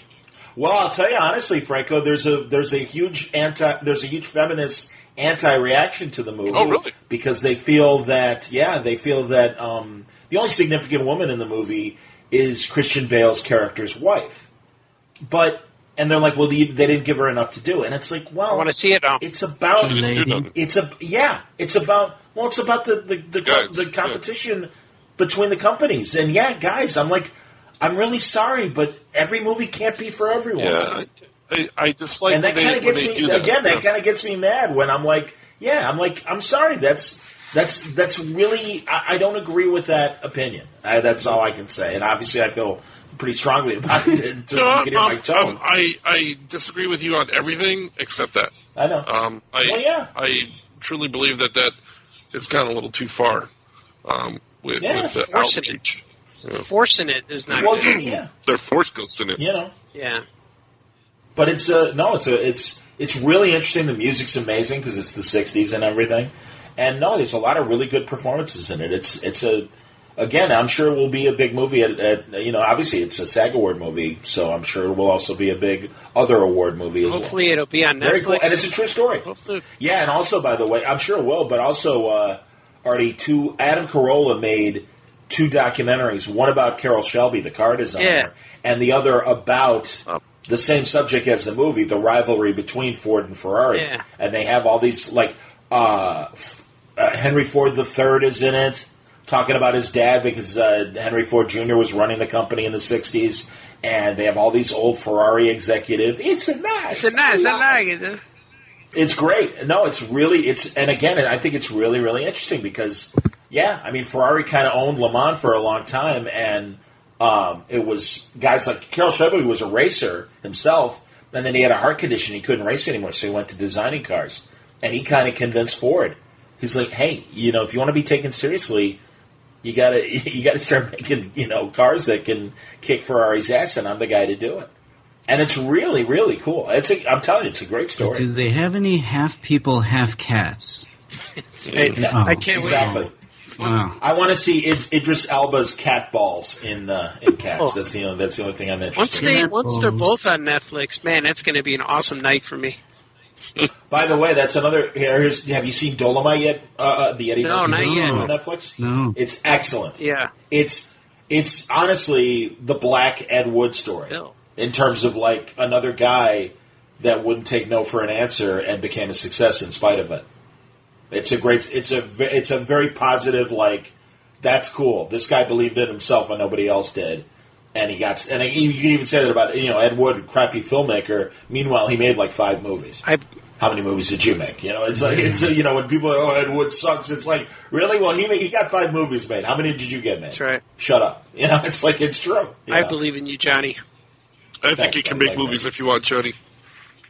If you believe in mermaids, they believe in you. They make chicken of the sea, the best tuna for you. Wow. Yeah. Classic So song. Ask any mermaid. are they saying this cat movie sucks? Is that Yeah. what they're Yes. saying? I think people. Yes. I think people are going now just to see The train wreck. The train wreck, yeah, and that's Well, is it that? Honestly, is it that? And Franco, you're a musical guy, so I'm going to ask you: is it that, or honestly? And I'm assuming that it takes so long to make these movies because they want to wring the hell out of the dish rag of water before they like go from stage to a film. But it's like, yeah, isn't this movie like 20 years too late? well. Also, I think that the reason that they're talking about they do this is honestly the Star Wars fans are all going to see Star Wars, and there is a bunch of people that have no interest in Star Wars. And what are they going to go see at the movies? And if you look back at the last few Star Wars, they've always released a musical opposite it, and it's always done pretty well. So what's wrong? So is it just that this movie sucks? I mean, you haven't seen the original it, right? Cats on Broadway Yes. is very thin story-wise to begin with. Okay. It's just about a bunch of cats who come together one night to decide which one of them is going to get another life. And it's all about them introducing themselves, what kind of cat they are. Right. And it's all about the song and pageantry, and you go there for the costumes, and, you see it in the theater. This thing is a nightmare. They try to build more of a story out of it? Is that what happened? No, I heard the story is just, awful. Even worse than what it is on Broadway. But that's what I'm saying. They try to pad it and add more to it. I don't think so. I think they might have. I haven't seen it. I don't know. But I'm gonna watch it. Just from the looks of it, it looks like something out of your nightmare. I'm gonna watch it. You see these half cat people, and you're like, "What the hell is this?" It's like, the island of Dr. Moreau or something like that. Happening there, the very first trailer. And you can go back on my Facebook feed and read this. The very first trailer, I'm like, what is this? Why did they do this? It looked like that blue movie, Aragon. What's it called? Avatar. Yeah. Avatar. It looked like them, but now they're cats instead of blue. They're fuzzy. Well, I just think everyone's sick of the soundtrack, frankly. That's what I'm saying. Well, everybody's heard it. And I'm being generous saying 20 years too late, maybe 30 years too late. In terms of making this thing. You're going to even 40 years too late, because I saw this thing in the 80s. There you go. Well, it's not 2020 yet, but thanks for playing. So it will be. I think my math is still right. But yeah. No, I understand, you made them look I more totally like cats. You made this human thing kind of like a cat. I'm watching. Well, that's the problem I have. In comparison, and I forget how old Chorus Line was, but it wasn't. I could be wrong. But those are people. But I don't think it was 20. Hold on, let me make my point, and then by all means agree or disagree. One singular sensation, Mr. ESPN. ESPN. No, I don't think it was 20 years after Chorus Line came out that the movie came out. I think it was within 20 years. I'm going to look it up. One we're talking. singular sensation. But I don't think that matters, because you look at something like Wicked's been on Broadway for almost 20 years or something like that, right? Right. Oh, easily. And they haven't made a movie out of that yet.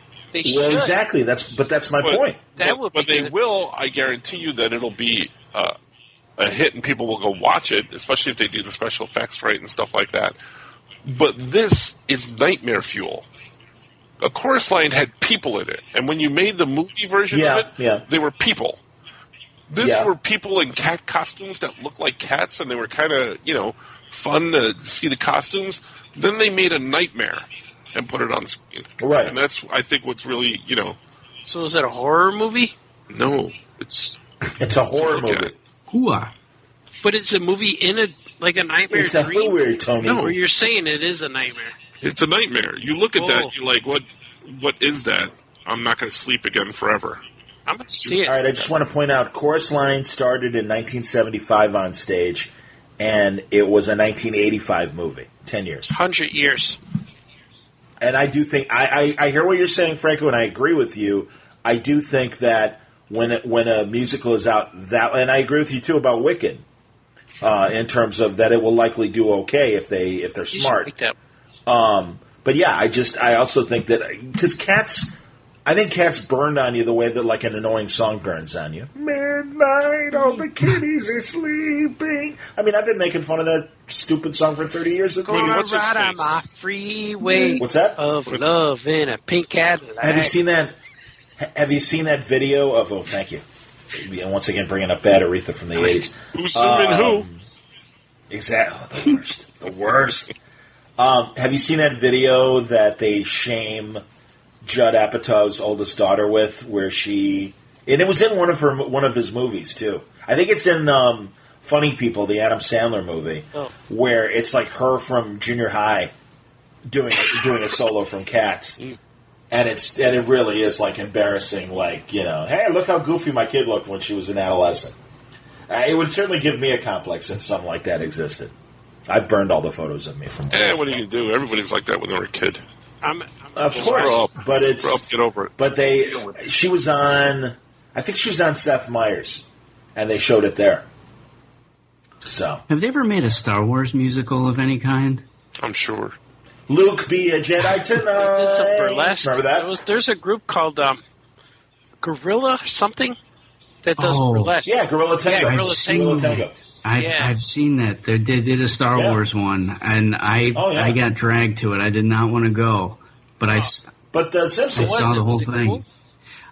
That's what I was just I saying. don't know. Everybody around me was really into it and like cheering and yelling and stuff, and I'm just like, man, I can't get into this. I'm not sure. Yeah, they got. And I mean, it's. Your lightsaber didn't go up? Didn't It didn't go off. ignite. Well, like that. Yeah, there's that Mark Hamill Simpsons episode where he's doing dinner theater. Oh, Yeah, that's right. And he's singing, and he literally is singing, Luke, be a Jedi tonight. Right. I'm going to look that up. Camel. Not to be confused with the Planet of the Apes Right. Simpsons. Dr. Zayas. I love you, Dr. Zayas. Troy McClure as Taylor. Cousin Oliver. That was a good photo. Did you see that? Like, Did you see that photo online of the four awesome. faces? yeah. Yeah, what was that? Who did? Was that on I Like Pink? No, you Someone sent sent it it to to our me. phones. Yeah. Oh, that's right. I sent it to you guys. I I showed it everyone online. on Christmas. They all laughed. Was it Gilbert? Was it? I think it might have been a Facebook of the Gilbert Listener Appreciation Society. Oh, is this I don't know if you saw the that John story. Denver, Paul Yes. Williams? Yeah, that was funny. Yeah, John Denver, Paul Williams, Robbie Rist, who was Oliver from Brady Bunch, and of course Dr. Zayas. And it was like a four shot of them in squares, and it's like, yeah, they do all look alike. It's very They true. do. Wow. I was very happy. That brought me joy. Who can forget the other? I also like the couple other Simpsons Star Wars references when they're at Bi-Mon Sci-Fi Con, and the Battlestar Galactica robots will be fighting the gay robots from Star Wars. And it's R2 and 3PO getting the crap beat out of them by Cylons. Oh dear! And Harry Shearer very happily goes, "The gay robots from Star Wars." Jolly all Who? ye Why? nations rise. Oh man! By the way, as I always like to point out every year, I love that the gay community has embraced Hermie from the original Rudolph the Red-Nosed Reindeer cartoon. Oh, I just the want to dentist. fit The in. dentist. Yeah, I just don't Is fit he in. gay now? Well, they because I don't know. He's got that slightly effeminate voice. Not to be rude, Hermie, and it's his big complaint is I just don't fit in. Yeah. So I believe I've heard that many in the gay community have embraced Hermie. All of that movie is just should have never been made. I love them. Oh yeah, it was because they're doing Luke to be a Jedi tonight. It was a parody also of Guys and Dolls.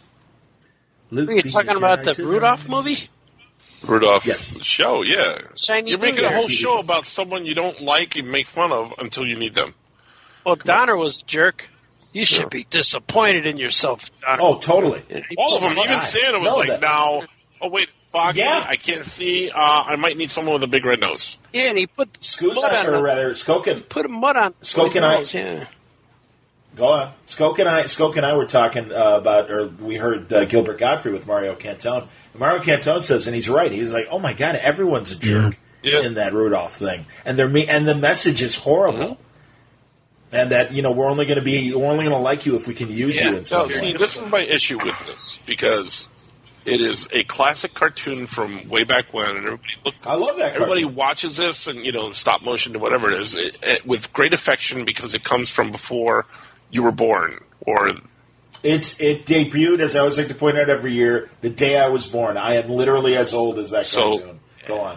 Imagine if they made that today. Oh, it would immediately be complained about and taken off the air. Two girls would kiss at the end if they made it today. There's always tomorrow. No, but that would be Clarissa. okay. I'll tell you, I had a little mistletoe twig about Clarissa back in the day. Why is it a toe? She was hot for a reindeer. Why is it a toe? Mistletoe. It's poisonous. Don't eat it. I don't know.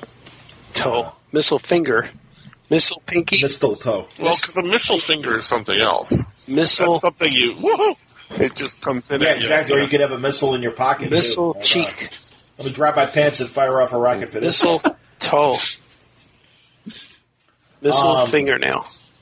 And of course, Burl Ives says the snowman, silver and gold. Same with Charlie Brown is rough too, and she says, "You're stupid, Charlie Brown." That's rough. Oh, and Charlie Brown Christmas, does she? I like big butts. Exactly. No, I like Santa Claus is Coming to Town with Mickey Rooney as Santa. Hey, Tana, how you doing? I'm going to go out in the big world, Tana. Well, I'm a man. Chris, why don't you go out and give your red velvet suit? And also the Burgermeister, no toys. Yeah. And let's not forget, if you sit on my lap today, a kiss, a toy is the price you'll pay. Oliver's favorite. Exactly. He likes that show? Yeah, he likes that one. That is so funny. And if you sit on my lap today. And Frosty, of course. Hey, happy birthday. Man. He knows when you're sleeping, and he knows when you're awake. Oh, that was another one Mario Cantone complained about because he's like, hey, that magician is right. It is his hat. What, so he threw it out the window, and all of a sudden the kids are going to steal from him? Give back his damn hat.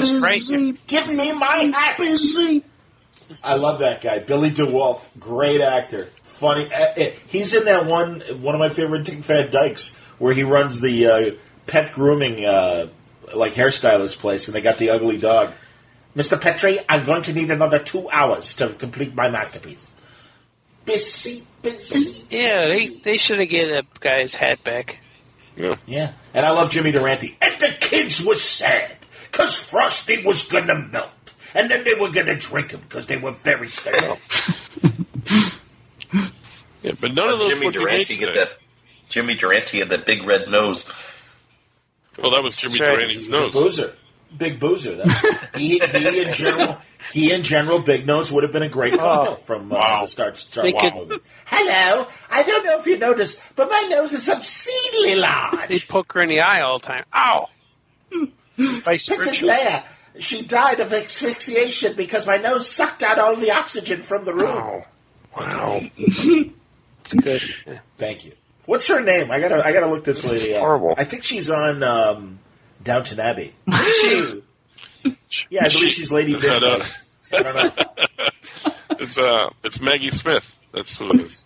No, it's not. It is not. You were going to say lesbian. I love Maggie Smith. It's not lesbian. I love Maggie Smith. No, it's not Lesbian Smith. No. We call those movies, the movies about the England and old, like Downton Abbey movies, we call them indubitables. because here's an article about. Here's a bunch of random headlines about Rise of Skywalker. Cinema Blend. Someone timed Kelly Marie Tran's total minutes in the Rise of Skywalker, and it's devastating. Wow. Meaning Rose Tico. Yeah, she was in about 3 minutes total. J.J. Abrams defies Star Wars fan theories, reveals Rise of Skywalker's secret from the New York Post. What's secret? Are we curious? Do we care? What's Kevin Smith think about the movie, Johnny? Kevin Smith was in it. I'll tell you what, I liked it a lot. I had no complaints about it because I have no opinion other than positive. I'm Kevin He Smith. said the ending. Oh, He said the ending would Never melt mind. our brains. Remember?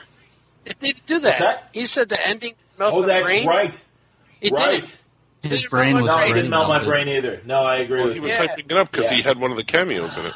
He was in it. Hype Was he in it? Mm-hmm. Yeah. What part was it? I didn't What see did him. he do? He's one of the background characters.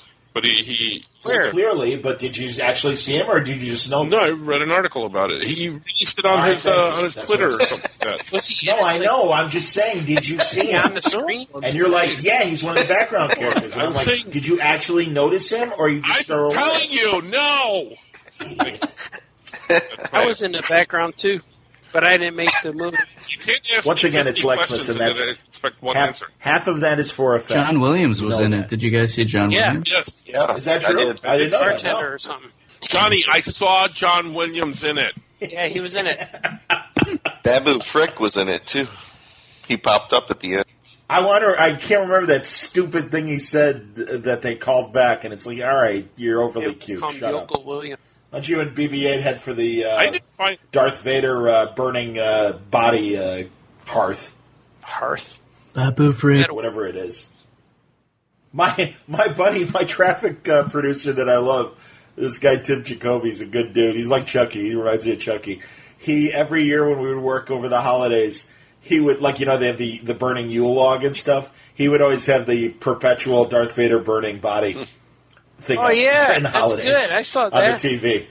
He'd have that on the Darth Vader TV. Yule log. Yeah, Yes. it's cool. All right. Before we wrap, got to ask about the CW crossover. Who's watching Crisis? Never saw it. I watched No. it. You're kidding. Missed it. It was pretty good. How can you not? How can you not have DVR'd? It's only halfway done. I don't. I wonder. Do you think they'll? I wonder if they're going to rerun the 3 episodes before they run the last 2. I would if Yeah. I were them. Only seen clips. I have the It's amazing. I think you I don't would. know I how think to you would watch it. enjoy it, Artie. Yeah, honestly, Artie, I Because I stopped please don't watching all ignore those it. shows, but I tuned in to watch those, and it's pretty good. You can catch up pretty easily. They're on Roku. Yep. I got Roku. Oh, you don't need to know. I got a You don't need to know CW what's channel. going on this season. Yeah, they're on there. It's its own story. They're on there. Yeah, and it's its own story, Artie. You don't have to watch the other seasons. Okay, to know good. what's Because going I on. started watching. Not at all. Sopranos. Not at all. Yeah, look gotta up watch- the only episode thing- numbers, and you can just pull them out because they leave out Yeah, the and the recent only- ones, and they just ended all their seasons basically for the Yeah. holidays. Or the hiatus for the winter season. Yeah, the first half of the season. But the only thing you need to know, and it's just like it was in the first season of Flash, and you saw the first season of Flash, Yeah. right, Artie? Okay, well, you might remember that in the Reverse Flash's secret crypt, he had that newspaper article that said that the Flash disappeared during the Yeah. crisis. That's the only thing that you need to remember, All right. because that's the only little plot line from previous shows that matters. Otherwise, it's all its own self-contained. It's the Red Skies. It's just like the Red comic. Sky. Starts with the Red Skies. Oh, Red Sky. All the Red Skies Watch from the '80s But it's great. No, I mean, and the cameos range for that was a cute 30 seconds to wow, that they gave that person a lot to do. I'm really excited.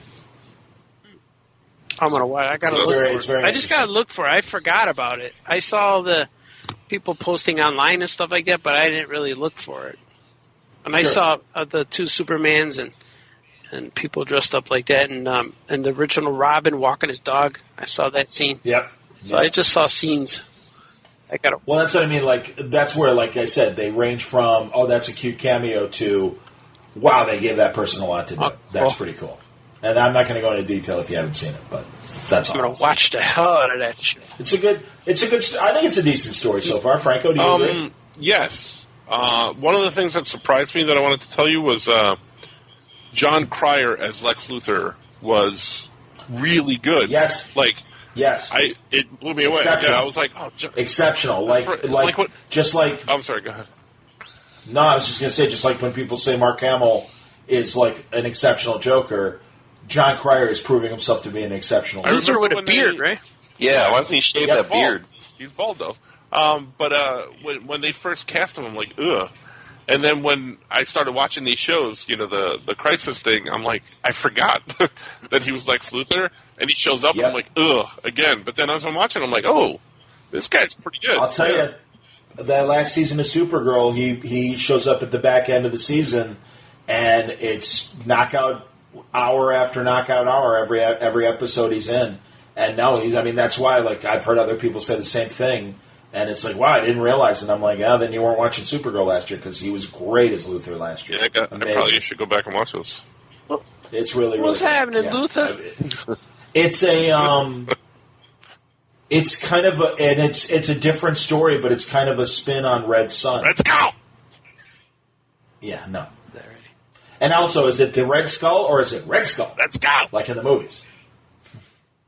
You sound like Frau Farbissida from the Austin Power movies. Let's go! Scott! I like that lady. Yeah. The lady.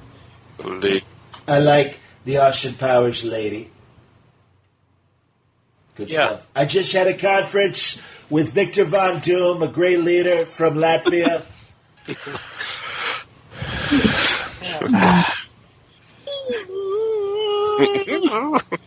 We had a private conversation. It was just us and the interpreters. I didn't let anyone else in.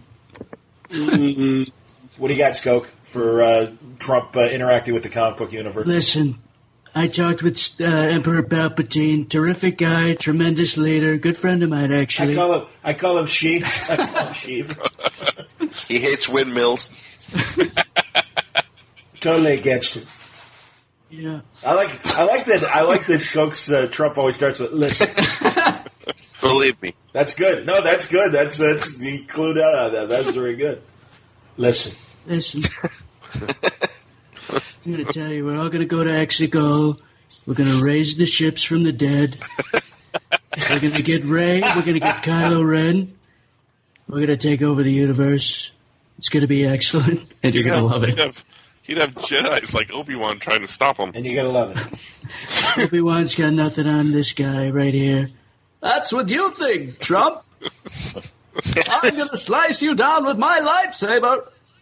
I'm going to grab you General by the... Leia, I totally disagree with her plan. You should be in jail. It's the wrong way. Yeah, exactly. She's a disgrace to the rebellion. Crooked Leia. Yeah, Crooked Leia. Very good. Crooked Leia. That lady with the big schnoz.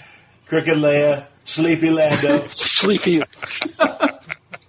Hey, how you doing, Chewbacca? Listen, no energy. Low energy. Handsy. Very low energy. Leia's a horrible parent. Look at her son. Han Solo. I never considered Han Solo a hero. I never really He shot considered first. him a hero. Everyone knows that. Yeah, everyone. He's a bounty hunter. Please. I like guys who shoot second.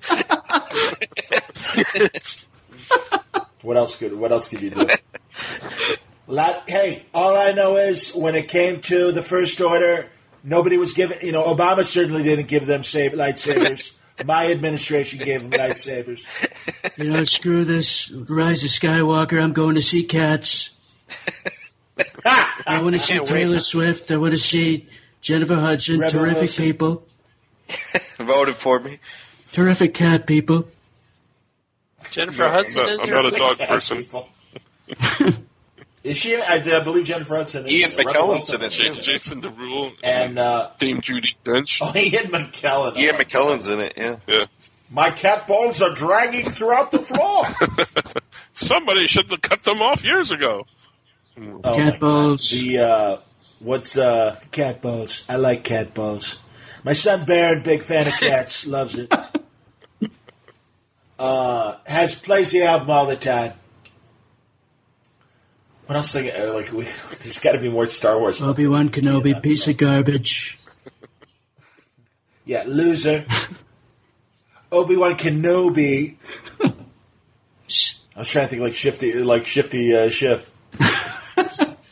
Wedgie Wedge. I like to call him Wedgie Wedge.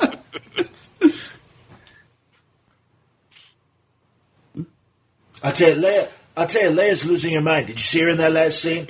All that stuff, but never underestimate a droid. I think she's losing it really bad. Lando. We're going to send all the droids back where they came from. Yeah, Lando would be Slando, Slow Lando, or Slando as I like to call him. Lando used to vote for me. Now he doesn't want anything to do with me. He's a never Palpatiner. Lando. That's what it would be. It'd be Trump as Palpatine. Listen, Kylo Ren totally blew what I was trying to do with him. Could have had the whole Empire. Threw it in my face. We're going to build He's a loser. He's a never Palpatiner. We'll build a wall on Tatooine. We're going to keep them all out. Those sand people. We're going to keep out the sand people. Those Jawas. How can we go to these S-hole planets with like the Jawas and all these people and the calamari? What the hell's going on? Why do we have to support them? Why can't we go to Norway? Nice, clean-looking people. Too many aliens. You know what we're going to do on Tatooine? We're going to build sand walls. That's what we're going to do. That's right. We're going to build Tabana gas mines. We're going to build sand walls. We're going to build sand crawlers. Have you been in the neighborhood of Mos Eisley lately? Total tar pit. Total asshole. I'm just the scum of the earth, just like hanging around there. It's a disgrace. They're actually, there's some good people there. On both sides. On both sides. On both There's sides. some people that vote for me there. There's some good Sith Lords. There are some good Jedi. On both Mos sides. Eisley, not as Really. bad as they say. Yeah. I figured it was going to be like Baltimore, that it's like, I mean, the whole neighborhood's gone to hell. I'm telling you. The senators from Mos Eisley should be ashamed of themselves. Awesome. Awesome. Ewoks. We're all going to hell. And Obama's Lando. All right. You going to let me drive the Millennium Falcon? That's great. How you doing? Me and my wife are really appreciate it. How you doing, Chewbacca?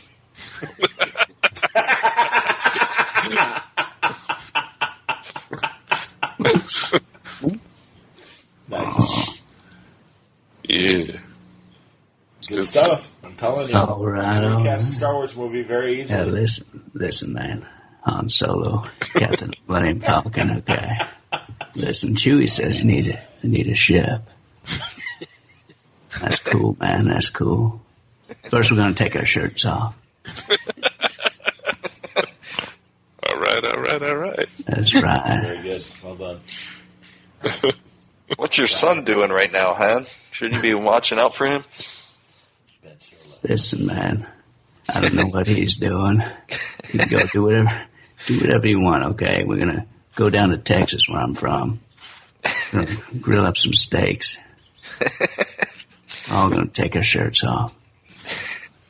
Yeah, why were Han and Leia such bad parents that they let him turn to the dark side like that? Or Luke, for that Yeah. matter. He blew it. Han's out, Blew it.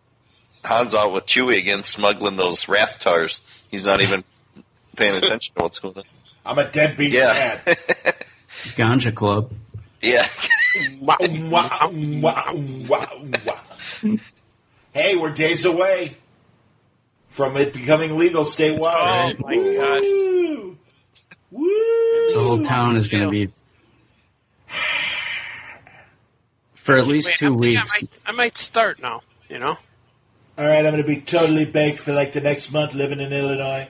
Yeah, I'm coming out there in February, and then we'll get snowed We'll in. go to the so dispensary, Francis. Yeah, well, We'll go to the dispensary. We'll make a We pilgrimage. could all It'll get be plastered and whatever you do with that, and then we could get chicken. Get our house chicken. listen. That's true. That's very true. We're all going to go. Or Rick and Benny. That's the plan. We're gonna go to the dispensary.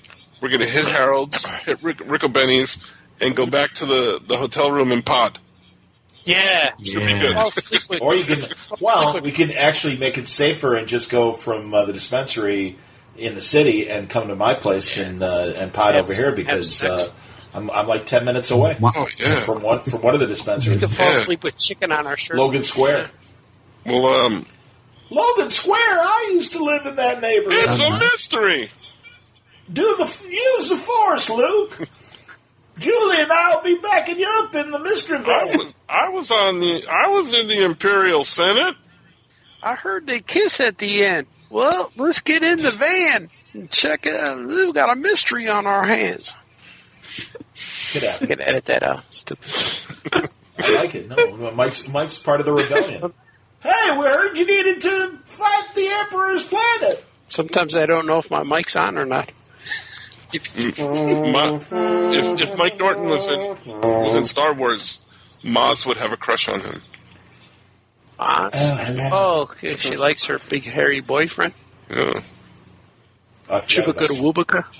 I wanted them to bring back the guys from Phantom Menace. Ew, why are you talking like this? How you doing? What do you think, you're some kind of Jedi or something? Yeah, what happened to those guys? Yeah, Andy, how you doing, Andy? All right, we used to be in the back room. Yeah, we used to play pocket pool. Oh. But I was that's why he seemed kind of scuzzy. I was watching it with my son, and he said, why do all the non-human looking people in Star Wars all have facial hair, but they're all they have no hair on their head? So if you look like Watto, he has like a beard type thing, but he's bald. And a lot. Is Watto the Gunga or no? He's a little blue guy with the wings. Oh, that is that Watto guy. Oh, I didn't even remember Watto having facial hair. Yeah, he did. Oh. Interesting. So if you look, he pointed that out to me. I didn't even notice it. Scoot. Scoot jumping in there. Hello there. He knows the. He knows the beard. That's why he's the best of the business. Oh. He has an I'll be right back to us because he came in so late on the. That's pod. right. He took care of everything beforehand, even whatever home remodeling he normally does during the podcast. What? I'm rustling paper. What's the problem? But it was very cute at the beginning of the pod. Johnny yelled at me and Skokie because you were going to come on, and he knew that Scoot was going to come on, and he wanted him on. So he said, "Listen, if things go bad with the audio, I'm kicking you off, so Scoot can be on." Yeah. So it was very cute how he. Yeah, it's very cute how he defended you, and he wanted you here. So that's great. That's right. Thanks, John. Nobody got kicked off. Yeah. No, that's why is Skokie still here? I said it would be fine. Maybe they finally improved Skype. I mean, they upgrade it all the time, so yeah, maybe they finally. Yeah, and also, there are Google Voice, and we should really. And Artie, I know I'm going to have to probably explain step by step with you to Google Voice because it's not. I had trouble getting it. It's not easy. Maybe Skype was listening in. They like Skokie's impressions so much that they're like, yeah, we'll let this one. Yeah, that's exactly what happened. Thanks. Don't you have something to get? Don't you have someone to get? He wants to keep you off. It's yes and then. That's what you say. Yes and. Isn't it? Yes and. Yeah. All right. Listen. I'm cutting that. Skype heard my. Anything else? Are we done? Or it sounds like we're petering out? I think I have to go drive a kid home. Petering. I forgot my daughter has friends here. It's late. I got to take them home. Yeah, do what you got. I just heard them. This was very long. Yeah. They probably don't want to go. I think we're closing in on. I think it's over. Oh my gosh! No? 4:21. Oh, it is 4:21. Really? Holy it's cow! a good long pod. It's juicy. I might break this into two. Yeah, do it. Ooh, one big Lexmas Part 1, Lexmas Part 2. Lex Christ. So, I hope I don't get in trouble by people. But what we haven't done in a while is we haven't plugged stuff in a while because we're almost never here. So let's go around the horn. Yeah, well, again, we're on the almanac schedule. Be sure to join us in the spring when we have our next program. Plug away, plug. I got a book signing at a book release signing in Anderson Bookstore in Naperville. Great! That's a great store. January 23rd.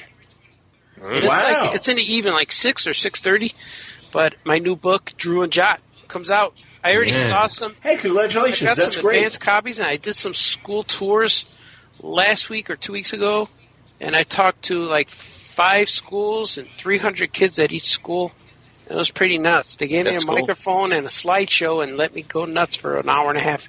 So that's awesome. Cool. For the non-Chicago listeners, this is a very prominent bookstore, and among the recent people that have done signings there in the last year, Eric Idle from Monty Python. Yeah.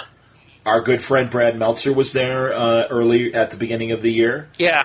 And had a signing over there back in February, I want to say. Yeah, that's going to be cool. Yeah. And, no, it's a great store. It's a great one of the last great independent bookstores. Yeah, they have in the Chicago area. I think area. they have a few stores. I'm not sure, but I know Naperville's the big one.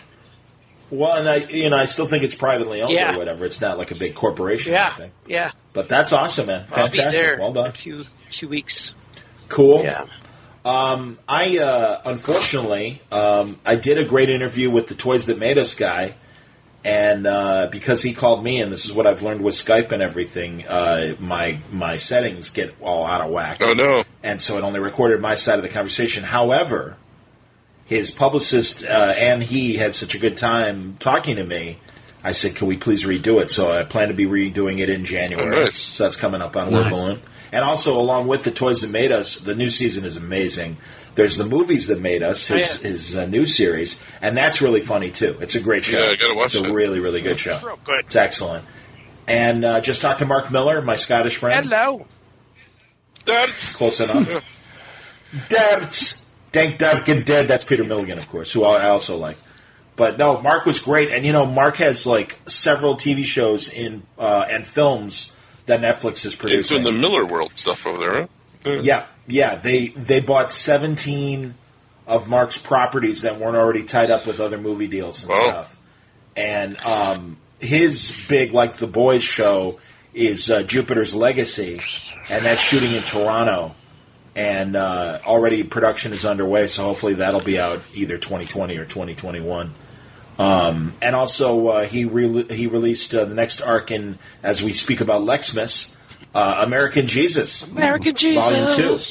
That's a great story, where like the first volume, a guy thinks he is the second coming and stuff, and at the end it turns out he's the Antichrist, and he's got to fight Jesus. So arc 2 is about the real Jesus coming back.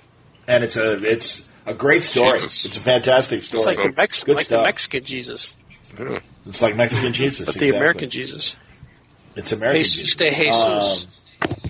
If you will. Americano. Jesus del Americano. Correct? American. But yeah, so Mark, and then who else? Oh, and I'll be talking to Marty Pasco very soon. That's just great. Yeah. So You've had a good, an excellent Word Balloon year. Yeah. Oh, thanks, buddy. I appreciate it. And I again, starting the year off, having the infection and being in the hospital, I had no idea what this year was going to be. And you're right, I've been I've been blessed, as they say. Art Spiegelman and Billy D. Miller coming back, and Brubaker coming back, Billy D. Williams. Yeah, it was a good year. No, it was a really good year. I agree. Mazel tov, Johnny. Thank you. Better, Thank you, guys. Better year next year, too. Yeah. Thank you. Sure. And I got some Word Balloon projects. I won't talk about them until they're real. Man. But stuff in the works. Always working on stuff. What about you, Scoot? What are you doing? I'm finishing up the first volume of Cthulhu Jr. and Dastardly Dirk with Dirk Manning. I'm drawing that. I'm Johnny's bowing. Bowie, yep.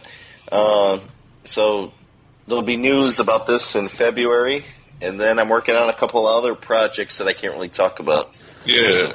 Yeah. One of them's with me, and you can't talk That's about right. it. So You can't, yeah. Oh, yeah. Wow. what about Skokie? Well, I'll tell you, I'm working on an online YouTube program called the Oh Yeah Comics Show. Oh. Hey. It's a delightful program. I've had some wonderful guests on the show. I've had the lovely and talented Franco. Oh. I've had famous cartoonist Art Baltazar has made an appearance. It's true. Scoot McMahon as well has been on there. Andy Hello Price. Hello there. And Timothy Zahn was on recently. We had a nice little conversation. And you cosplayed. Did you have a cosplayer that was there as Sheev Palpatine? Yes, he was great. That guy. That was from Star Wars Celebration. That's the latest episode, the Christmas episode. I take a look back at my time at Star Wars Celebration with Sheev Palpatine. And you had Timothy Zahn on too, right? Yes, Timothy Zahn. He was great. That was a wonderful conversation. So that's all of that is out there and available on YouTube. You got some cool stuff coming up too, right?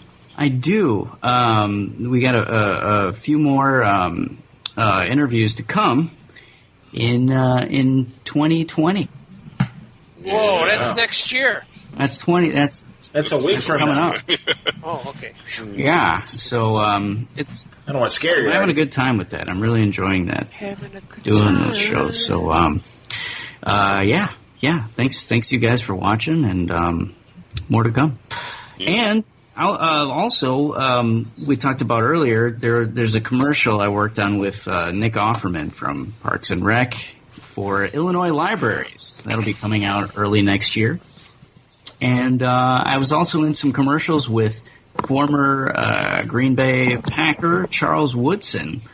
Commercials for Lodge Kohler, which is a hotel right across the street from Lambeau Field in Green Bay. So those should be coming. Heisman Trophy winner Charles Woodson? Yeah, no? same guy. Wasn't he? Am I correct? Wasn't he Michigan or whatever? And he's born in Fremont, Ohio, actually. That's the guy. Wow. Hey, where's that in relation to Toledo? How many farsecs is it to Toledo? It's Northwest Ohio, yeah. Do you like I said parsecs? It's Yeah. I like them. I made the Kessel Run in 12 farsecs. 12 How you doing, Captain? Hey, Captain. I can get to Pacos in 12 farsecs. Captain Solo. Please. Hey! Hey, how you doing, Chewbacca? Hey, nice to see you here, General Toon. I want a That's how he Millennium calls Falcon that's got... That's exactly what the rebellion needed was freaking Klinger. I want the Millennium Falcon that's got Bill Cosby, Klinger, and Donald Trump on it. Just a podcast about that. They're coming in too fast. Hey, You'll see. slow down. I'm going to push this button right here to see what that does. Whoops. Uh-oh. We're going to light speed. Hang on to your hair, Klinger. All the women Makes that strap face. down, and I'll make you a drink for the Lightspeed trip. Thank you very much, your Cosby ship. Come on, where's Chewbacca? He's in the back playing that stupid chess game again. I'll be in the motor pool with Rizzo trying to get a new X-Wing fighter up in the air. Cosby's going to make Chewbacca a drink. Hey, Chewie, try this blue milk. Whoa. That's I not got milk. your life there for you. That's not milk. Whoa. Just take a sip. You're gonna love it. Exactly. Hey, Donald, try this green milk. I'm making all kinds of things over here. I already know about you and your funny drinks. Stay away from Hey, Melania. Donald, by the way, I'd love it if you could get me out of prison. Yeah, could you? I'm going to pardon Bill Cosby because the blacks are asking for it. That'd be really cool, man. That'd be the best Christmas present ever if you free me from this place. I already pardoned Jack Johnson from the 1910s, the first heavyweight champion for his crimes. Bill Cosby's I'm very publicist proud. might listen to this and send us a nasty note. Exactly. Eddie Murphy. Mr. Cosby does not appreciate your Did you hear that? unkind words. Yeah, Yeah, we're we talked fine. about We're not that. Eddie That was Murphy. before you Yeah. joined us. Did we get anything? Cease and desist? No. Well, now. Well, The chosen one was not in the room, you see. I talked with Mace Windu about this. his fingers grew back. That was a cool part. I liked that. I so wanted all the voices at the end of Jedi, like all the sage advice, all of them were giving Rey, like, this and that and the other thing, like, be strong and this and that. And I wanted Mace Windu to come in and say, kill the motherfucker. That'd be good. They should have ended it like that. That would have been great. Should have did that. Yeah. We should say that on our pod. Yeah. Scoot sent us a link, a YouTube link for Kevin Smith's review of Rise of Skywalker. Okay, so Is he gonna cry? He cries all the time, doesn't he? yeah, he does cry. Cries in it. Is it just him it's just- rambling, it's just or him. is he okay? So it's not Bernard Mark. No, this is just him. Yeah. Okay. I really like Mark. Mark's a good critic. I don't like when he's. I'll be honest. I'm not as crazy about him when he's on with Kevin. But when Mark's on his own, I think he's a great writer. But I think he's a good sober geek critic when it comes to his idea. And I like a lot of his observations. He's very good. It's very good. Mark Bernard, former Wildstorm writer. Is that like? He's written several comics. Is that like Wildstorm. Is that like Rockman and Rock Bernard? Rockman Bernard? Bernard. Yeah. Bernhard. Torch? Yeah, nobody cares. Mm-hmm. They don't all land. Can you tell us more about the Nutcracker, please? Rockman Bernard. All right, Rock Bernard. Just checking. Right. Well, follow us when you see us. Yeah. Yes. Yeah, do that. Follow all of our things and our .com. Wrap this up. Yeah. Yes. And follow us when you see us. And if we start running, that means you should follow us You're following fast. too closely. Yeah, follow us faster. Go eat at Harold's Chicken if you can. Yeah, I might go there tomorrow. We get no money. I don't think we promoted your brother's show where he. Oh yeah, on it. Yeah. Yeah. So. Oh yeah. I'll share it again. I'll put it in the I Like Pink Very Much Lois Facebook fan page. My brother does a show called 4-1 Nosh in Toledo. It's a food show. And for C2E2 last spring, he traveled with me to C2E2, and we went with Art and Franco to Harold's Chicken. And it's basically the last 10 minutes of the episode, and it's Art basically giving the history and the story of Harold's Chicken. You know the best thing about that video is I was up all night the night before. I got like no sleep in 30 hours or so, maybe 36 hours. Yeah. And then we went to Harold's and we recorded stuff. So I was really hurting. I remember being so tired and hurting. But that's always me on the first night or the first day of a show, especially that was setup day. So I stood up all night and then drove and set up a whole bunch of stuff. Then we went to eat chicken. And then we're like, hey, let's record. I'm like, yeah, okay. And so I was real hurting, but I'm usually a lot funnier when I'm hurting. Nice. That was a great episode. I enjoyed that. Yes. Yeah, I had a good time. I think the listeners will enjoy it too. Yeah, it's a good food review. I mean, the guy really gets in. Scoot's brother really gets into Harold's and stuff. And yeah. No, it's very cool. Cool. Tim McMahon. That's right, Tim. I like that guy.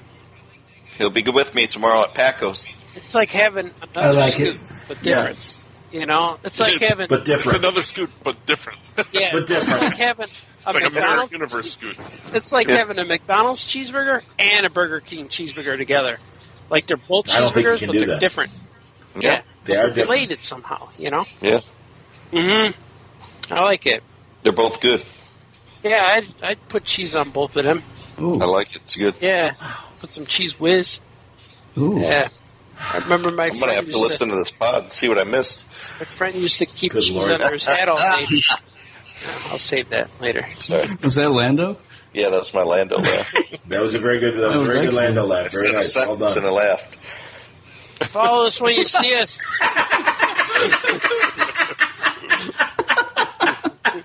Now I do want to see it immediately right away, just to see Lando laugh after every line. He does. How you doing, Chewbacca? You're killing me. That's fantastic. He's wearing his helmet. All right, I liked Rise of Skywalker enough, Lois. I wouldn't say very much, but I like it a lot. Gave it a B. I like it a lot. I like Pink more. I like Pink very much. Very much, Anakin. Lois! Yes. Pouring out for Carrie Fisher and for Margot Kidder. Yeah. Lex Christ, yeah. This has been fun, guys. Thank you for letting me hang out. Good man, Skokie. Good job. You did good. I really enjoyed it. I'm sorry, Skook. You did good. Scoot did good too, but Skook together they're Skook. You know, Skook. Yes, they brought the A. Oh man, I can't breathe. I've been laughing so hard. Blended you guys into Skook. Skook, everybody, you see. That's right. All right, follow us when you see us. We gotta go. Okay. I like you guys it are very awesome. much. I love you. Okay, bye-bye.